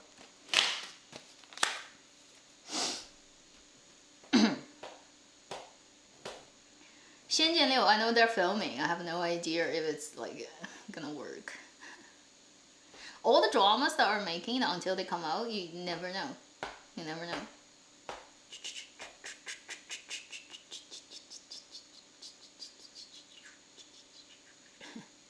Yeah, Trisha, I agree. It's pretty stupid how focused most dramas are on romance in China.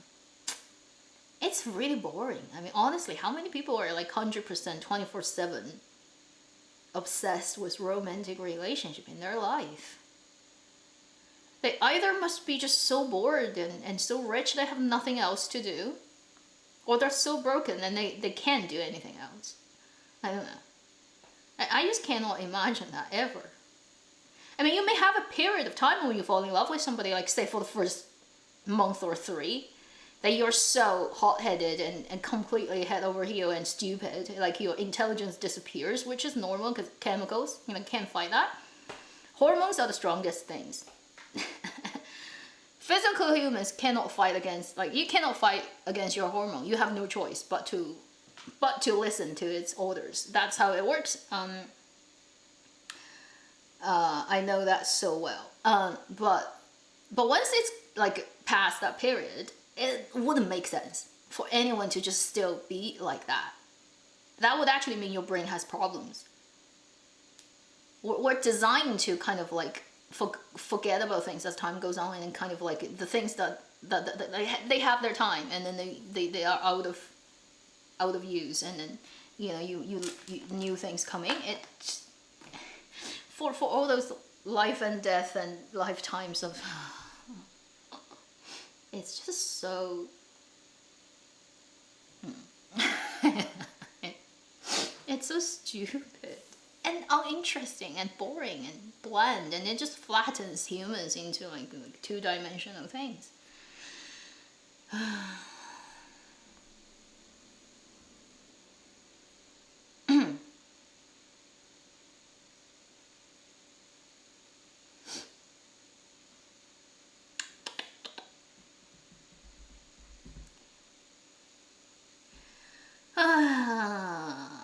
What are you watching after this? I have no idea. I have so many dramas I need to watch, but well, recently I'm just pissed that people, like, I keep having troubles with my channel, and I am occupied by Tumblr in my head.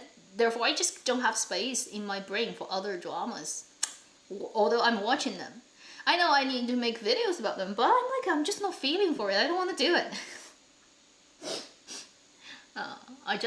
I just took a break not so long ago, but like next week I'm like, I can make videos talking about a couple of dramas I've watched, like 冰与火, the Checkmate, the like even the Nobody Knows, and End of Galaxy. Like I will watch till the end and talk about, like, I can make all that, but honestly it's like I feel so don't want to do it right now because I'm just looking forward to the next 12 episodes of 张兰觉, and I don't want to, like, I'm not gonna, emotionally, it's like, I don't care about what happens to other characters in other dramas. You can all wait. Whether you die or live, you fall in love, whether you're gonna be there anyway. I can watch it later. Right now, emotional space, completely occupied by this story. I'm like, yeah, you're there, but I don't care, okay? I am just so... I can't think of this as a business person where, do the job and then get paid, even when you don't like it. I'm like, yeah, I can, but I don't want to. I can, but I don't want to. I can, but I don't want to. That's why I cannot be a big YouTuber. I never will be. Like the people who make millions of subscribers, who gets tens of millions of subscribers, the people who make millions on this platform. That's why I will never be them. Because I can't think of my channel and what I do as a business, no matter how hard I try. I can't do it. I can't bring myself to do things that I emotionally cannot do. Isn't that just like sad? Therefore, like, my dream of just getting super rich may never come true. How sad. Because I really want to become super rich and just buy Google and destroy it. In an alternative universe, that's my life goal. It's like buy Google and then just make it die.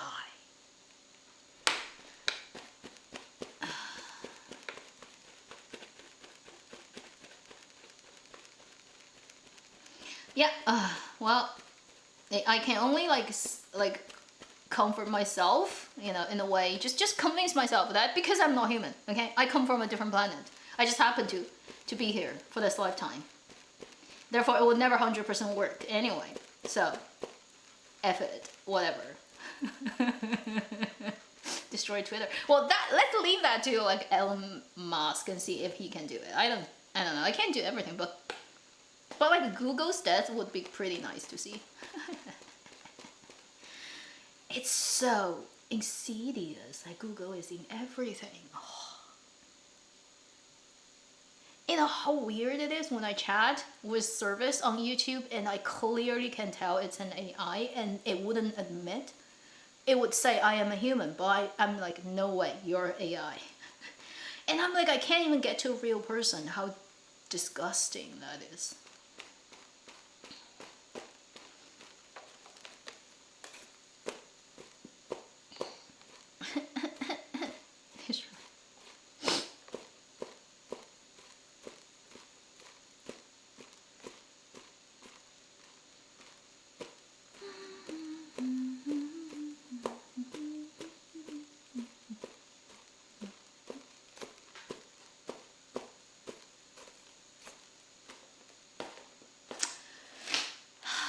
Can't live without Google now. Well, how did you live before Google? It's doable.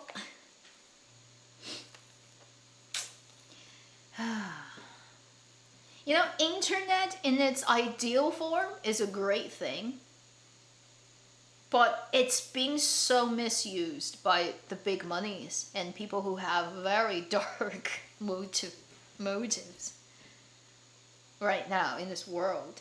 In its ideal version, internet is a great invention of our century and a great thing for humanity, but how it's being worked now, and then the trend that you're looking at and how it's gonna go for the future is like making the planet a place where I don't want to live on. It's like after this body expires, I'm like not coming back anytime soon because it looks like hellhole.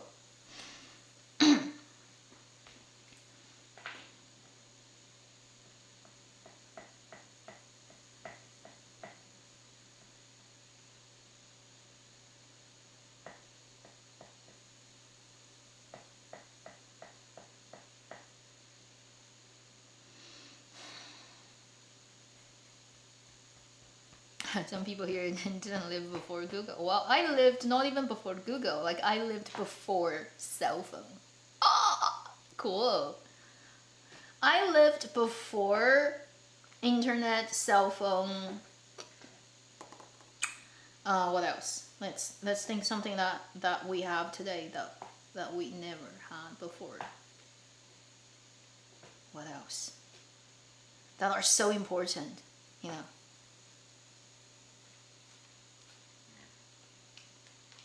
You know, I lived in the days where if you want to find out the right pronunciation of a character and meaning, you have to open the paper dictionary and then go through like the way of checking. You have to learn at school of how to work with a dictionary. It's like first step of doing this, second step of locating that character. Pager. Yes, I've lived before pager. Because in China, pager wasn't really used until 90s. Yeah. Yeah, pretty much. I mean, if you're in the West, you probably had it earlier, a lot. But in China, yeah.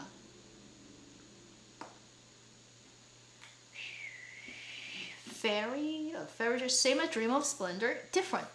I think my excitement for Fairy and Dragon and Dream of Splendor is very different. Dream of Splendor had a couple of problems that just making it not so smoothly enjoyable.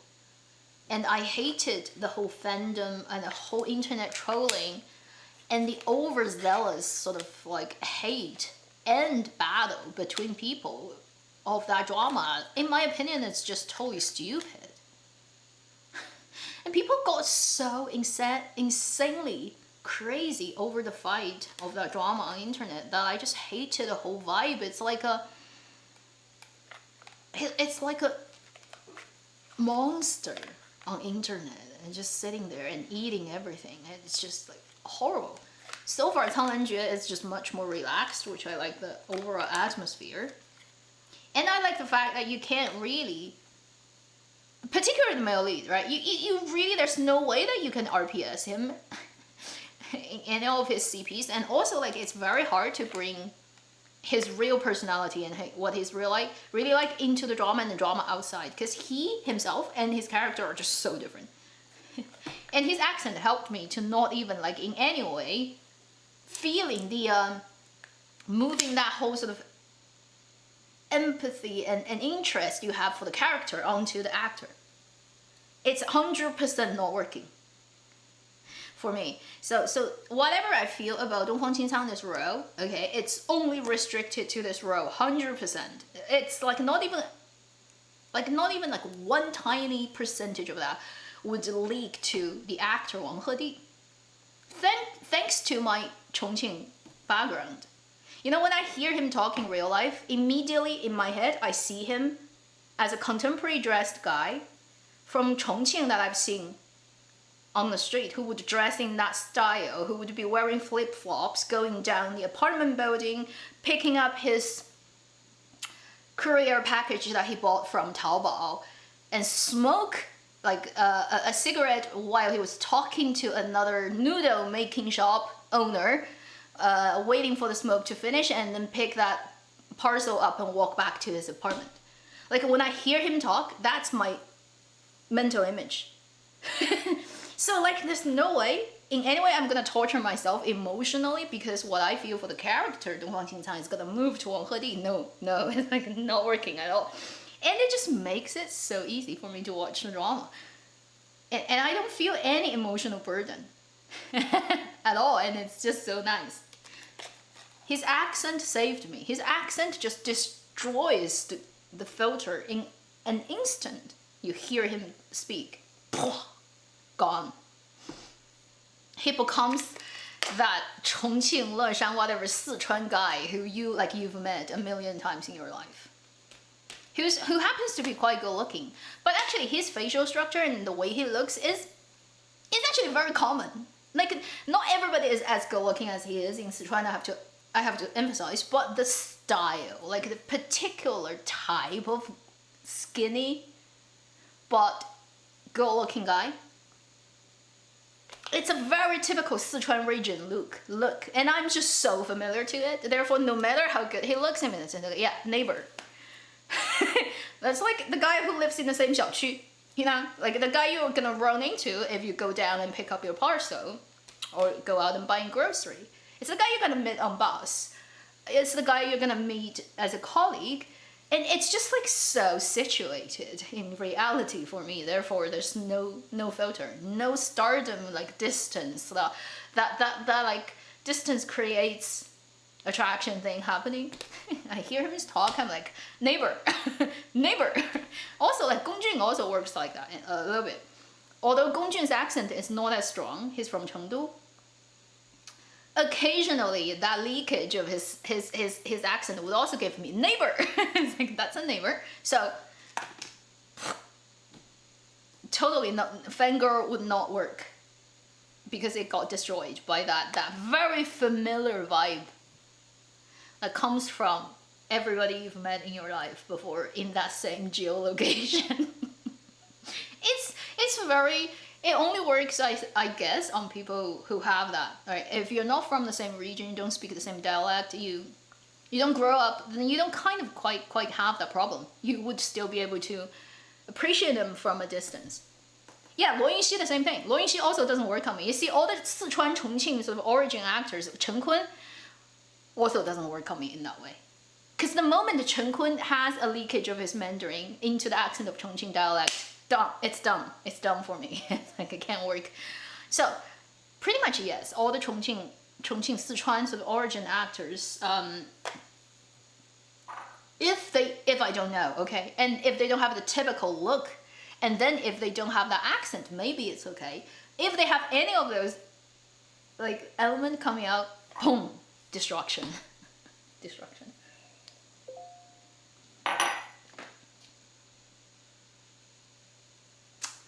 Yeah, accent is just so important.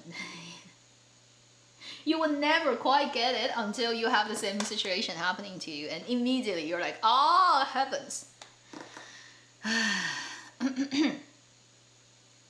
Xiaozhan, he's not my typing anyway.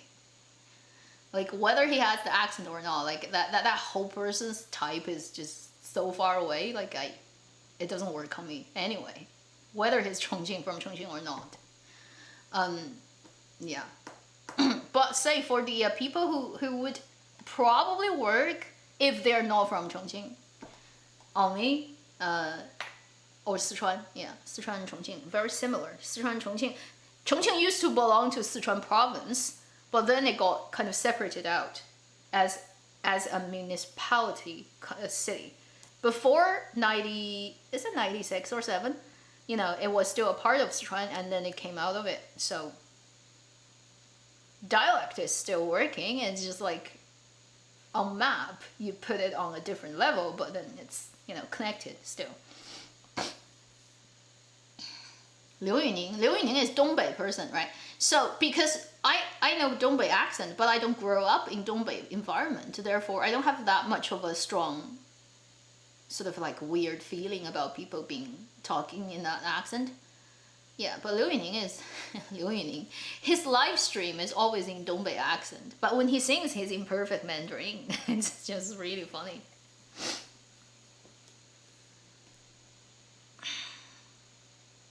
What time is it? Oh, okay, I'm gonna stop this probably in 20 minutes.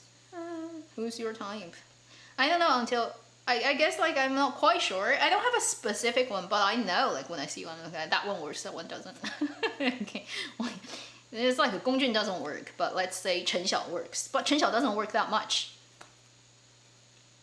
Okay, it's weird, I know. Can't quite say that. Why? Who else? Wang Anyu works. Who else? Wei Zhenming works. Probably because he has a good voice. I think I like voices, really. So if the voice doesn't work, it doesn't work. What else? Who else? Recently? Anybody? I need to think, actually. I can't remember them all the time. They move around in my head, and sometimes they don't show up. I can't control that. Zhang Linghe, not my type at all. Luo Yunxi sometimes is dubbed, sometimes not. Luo Yunxi's...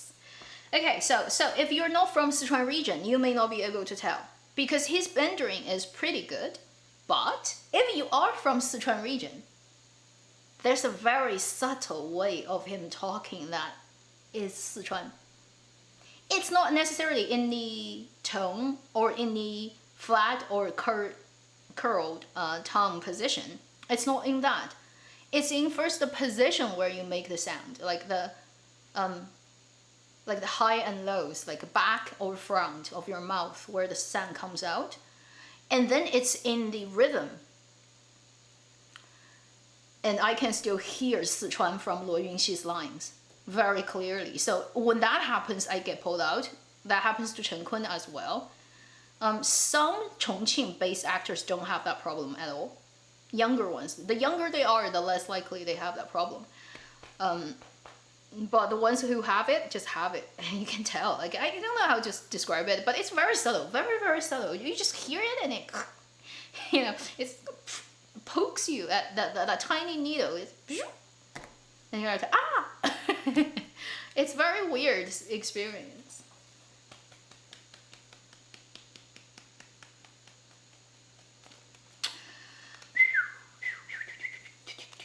Zheng Yecheng. Yeah, Zheng Yecheng is cool. But Zheng Yecheng almost is like, in a way, is... I can never really fangirl him. I just really enjoy him fighting on screen. And he's a very pretty looking guy. But the type of guy that is, if in real life I meet this kind of guy, I would never try to approach him. Because intuitively I think like we're just not gonna have a good conversation somehow. But he's very pleasant to the eyes. But then it's like he only serves that purpose type of thing. I don't know, it's very weird, isn't it? Like there are people you just really want to talk to. Like when you see them, it's like, it would be interesting to have a conversation with that guy. And then there are guys who think, I just want to look at you. Unclothed, maybe. The abs look good, but just like don't open your mouth. You know, like I don't necessarily want to have a conversation with you. It's weird, I know. James McAvoy. It'll be so fun to talk to James McAvoy. We're gonna have like so like it's gonna be filled with dirty jokes. Every line, every moment of your conversation is on some dirty jokes. But you cannot even feel bad about it because he's so adorable.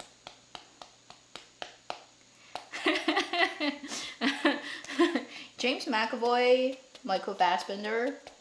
Do you remember, anybody will still remember that Graham Norton show where they had that like a huge like dirty joke wrong? The conversation starts within the first second. There's like 2 dirty jokes already. It's so funny. I always remember that one show on Graham Norton with him, Michael Fassbender, and then Hugh Jackman. That is golden. Why? Today I feel very sore on my shoulder. 谭健次. Like I said, 谭健次is just like in my head is like previous colleague that too many years ago. Therefore, I could never see him as a star. It just doesn't work like that anymore. Oh, 郑业成. Zheng Yuecheng, yeah, he has but he has very weird lips. Dictation. His Mandarin often doesn't quite hit the right sound fully. He would stop at halfway. I think it has something to do with him being a Beijing opera singer, but a lot of other Beijing opera singers don't have that problem. He has that, he would not fully pronounce the vowel in Chinese. He would stop at a place or start at halfway and not fully finish not any of those movements. So he sounds choppy and some of the characters don't fall into the full pronunciation of that character. He has that problem. I don't know why. But it's so specific that if you're not speaking Mandarin, you wouldn't know.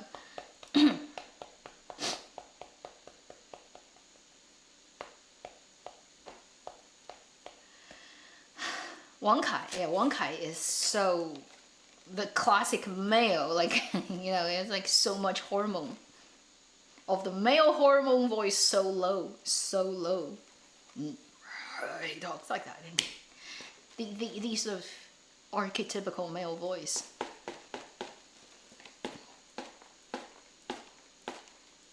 Liu Yichang's voice is also very low. I like his voice too. I think I like his voice more than anything else that he provides. So as an actor, he's good looking. Yeah, he can act okay, but his voice is really good. Yeah, Zheng Yuecheng's dictation is very weird. He's very specific, and it's his. You can immediately tell it's him talking. And some of it is actually problematic. He needs to get a coach to fix it. It's sometimes it's just literally wrong to do that way. And then if he's in the play, like on stage, in a proper sort of troupe, the coach is gonna say you're not doing it right. You're gonna have to redo that line because it doesn't come out right. He needs to actually fix it. It's a problem in his lines. Tom Hiddleston, cool, yeah, sure. Tom Hiddleston, Benedict Cumberbatch. Who's else? Alan Rickman, always the god.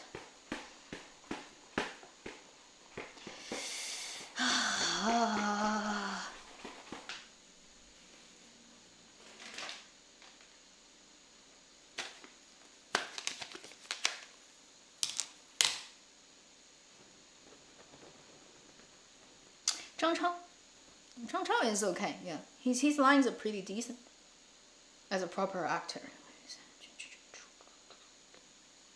Cillian Murphy, yeah, he's good too. Hiddleston can do anything. Hiddleston can act. He can do impressions. He can even dance. Oh!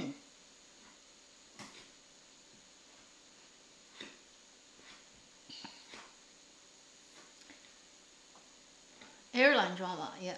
I don't know. It should air though. I don't see why it shouldn't air, the Wang Kai and Tan Songyun one. Zhou Xun has a male voice in the tiny girl's body. It's a very unique one. You can't find a second person who's in any way like her. Very unique. I like her voice. She sounds very good. But in a way, like it's just so beyond your expectation. Trademark. Trademark voice.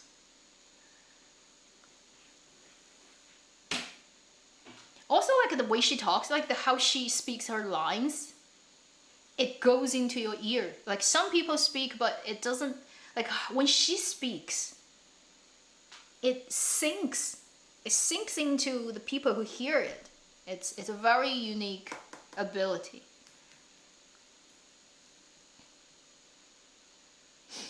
Yeah, 黄蓉, her 黄蓉, yeah. Like when she looks like that and then she opens her mouth, it's like, oh, a different person. Totally. Okay, so it's already 12. We've been here for 2 hours and a half. Okay, let's be here for another 10 minutes and I'll call it a day. And thank you for everybody who's joined in. So, I don't know, maybe next week I'm still gonna make videos as a YouTuber, working, trying to make money. I just want to win a lottery and be done with making money. It's just too much work. Why? Huh? Isn't that the wish of everybody watching this live stream, hey? Just like, I don't need a lot. Like, you don't need to like 100 million. That's ridiculous. I don't even know what to do with that money. But just say, set me up for the rest of my life happily. I can just live off the interest of that money and it'll be good enough. Like, I don't want that much more. Just like, I really don't have very expensive habits anyway. I even got to the point where I make my own clothes often, so I hardly shops buying clothing. I don't use perfume. I don't have any other like weird habit of buying expensive anything. Like you know, sometimes people like jewelries. I make my jewelries. Oh heavens. People like cars, posh cars. I hate all cars. I don't care how posh it is. It smells like shit because they use petrol and it just, unless it's electric, and then the interior of a car smells really bad anyway. So I don't like cars. If you know, when you get a car, you just use it as a tool, so it doesn't matter. Like I wouldn't understand anyone spending more money than necessary on cars.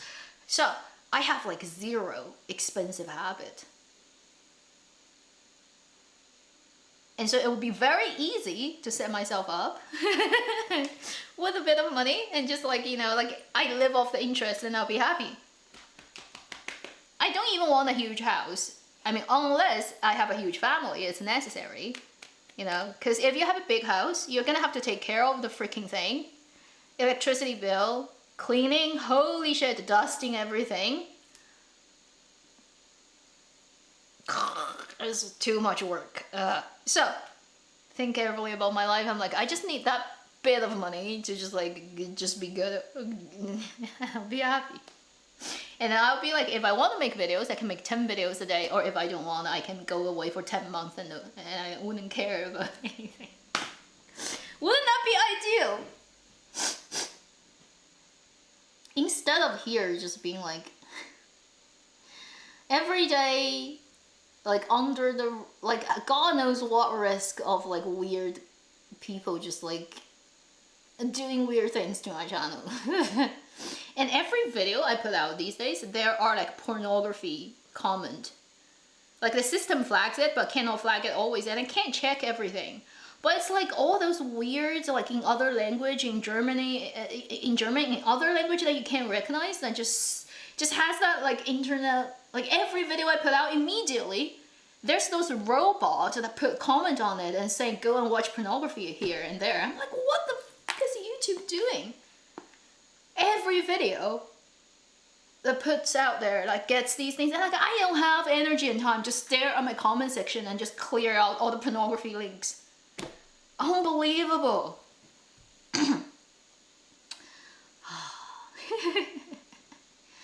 Want to be a landlord and live off rent? Well, you have to first own a lot of properties, which is also a tough thing.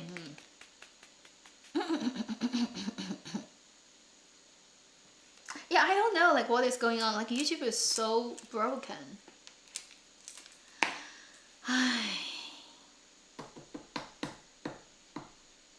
Yeah.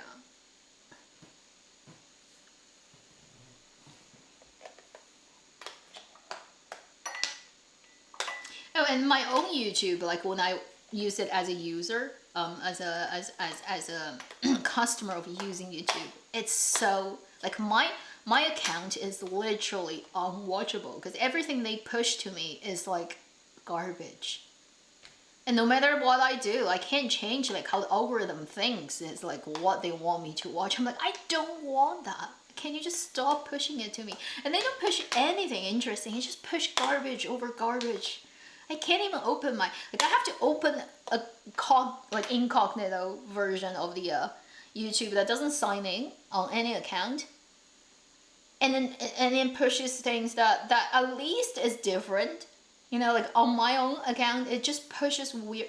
And oh, the funny thing is, if I go on Avenue Extra's account, and then I see the home feed, it recommends my first channel's video to myself, as if it doesn't know that these two accounts belong to the same person.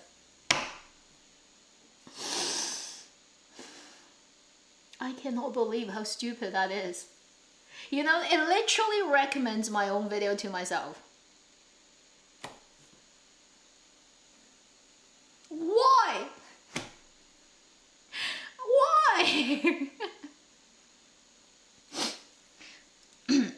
I remove like a certain like commenters, like when I see it's those like pornography thing, I just like remove them from my channel. But the new ones keep coming. You can never, like they're bots. They never are the same account.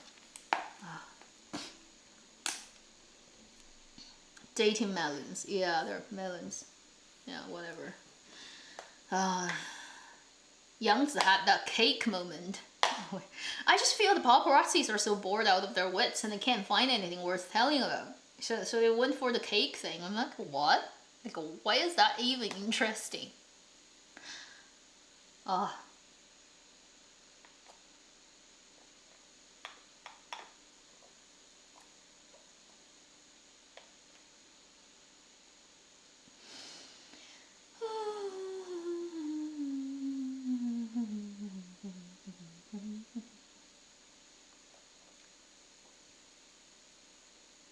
Hunting and horse breeding.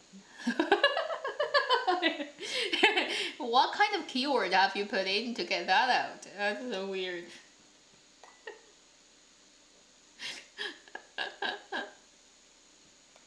You know, in that way, like Bilibili, if you use Bilibili at all, Bilibili's recommendation is so much better. Although it's still not ideal, it just is much more interesting than YouTube. YouTube doesn't recommend anything good to you. So I almost don't use YouTube now.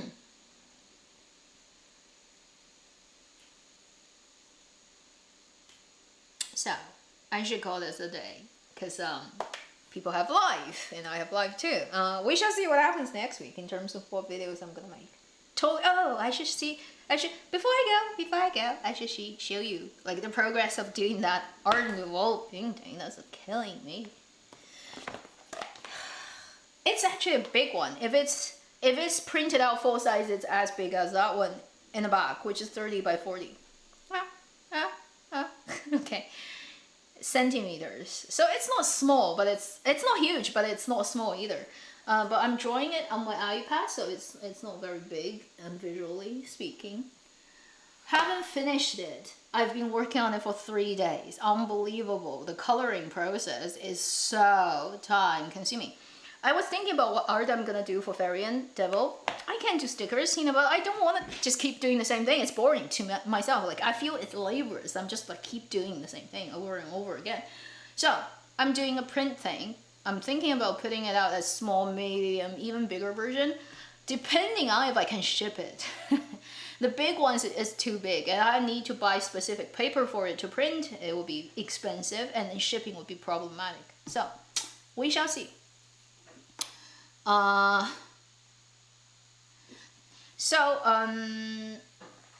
Yeah, I probably wouldn't show you the process because it's too long. It's already taken full 2 days to do, 2 to 3 days to do.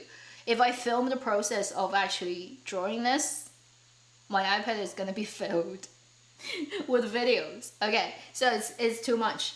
I am at like a middle point of June, and I've changed the color of the characters because it doesn't work very well. The male lead is full black. you know, like it would look really, really heavy and ugly on the paper. So I changed him to green because hey, he's Qingtang, who cares?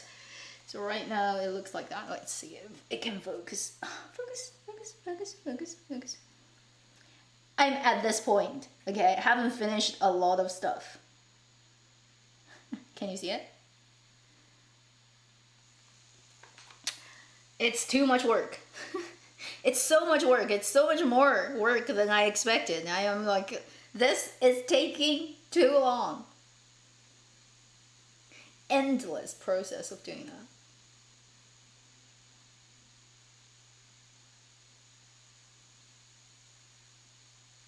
Okay, it's on plants, so it's not a big problem. Let me just erase a line that shouldn't be there. Thanks to layers. Okay. So, zoom that in, zoom that out. Okay, so I made him green because I tried purple, blue, yellow, brown. Black is terrible. Black looks so bad. Okay, on this. So, he's green. He's green from now. I don't care.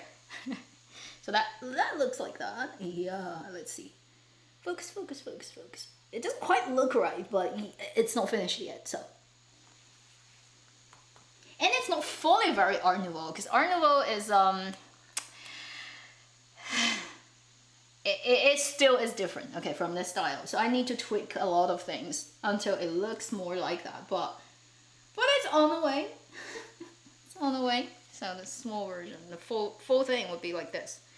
5x7, I don't know whether it fit in, but 8x10 or 12x16.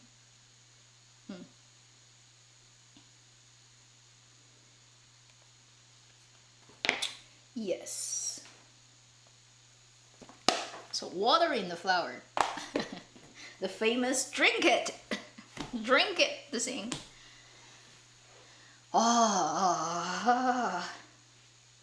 Can you edit videos on Challenger? I don't know. I haven't done it yet.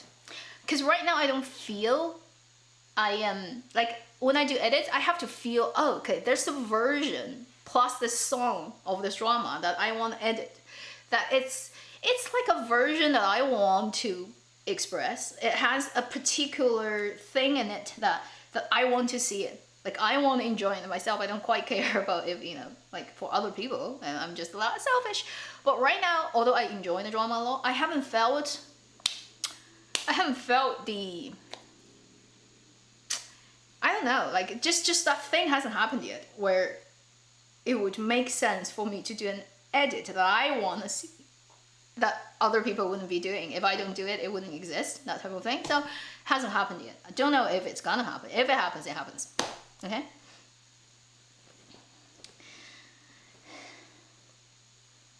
Yeah. Because Art Nouveau is very actually realistic in terms of like proportion, people's face, people's body. It has the artistic, like not having shadow, a lot of decorative art on the edges, that stuff, like that kind of painting. This is not necessarily 100% that style, because I don't like to draw that very realistic proportional style. But hey, does not matter. I just do what I like to do, whatever. So,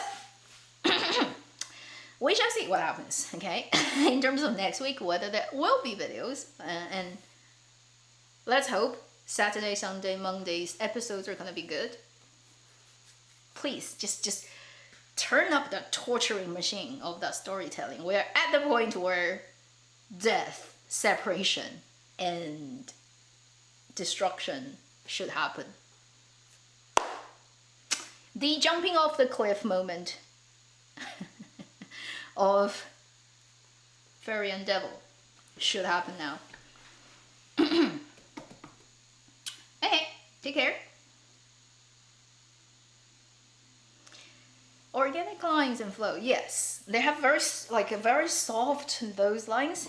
I can never bring myself to fully do that. Maybe it's just in my personality that I like straighter lines. Like I can't do very curvy line. It just like my hand wouldn't allow me to do it. Configuration of New X. Wait, what?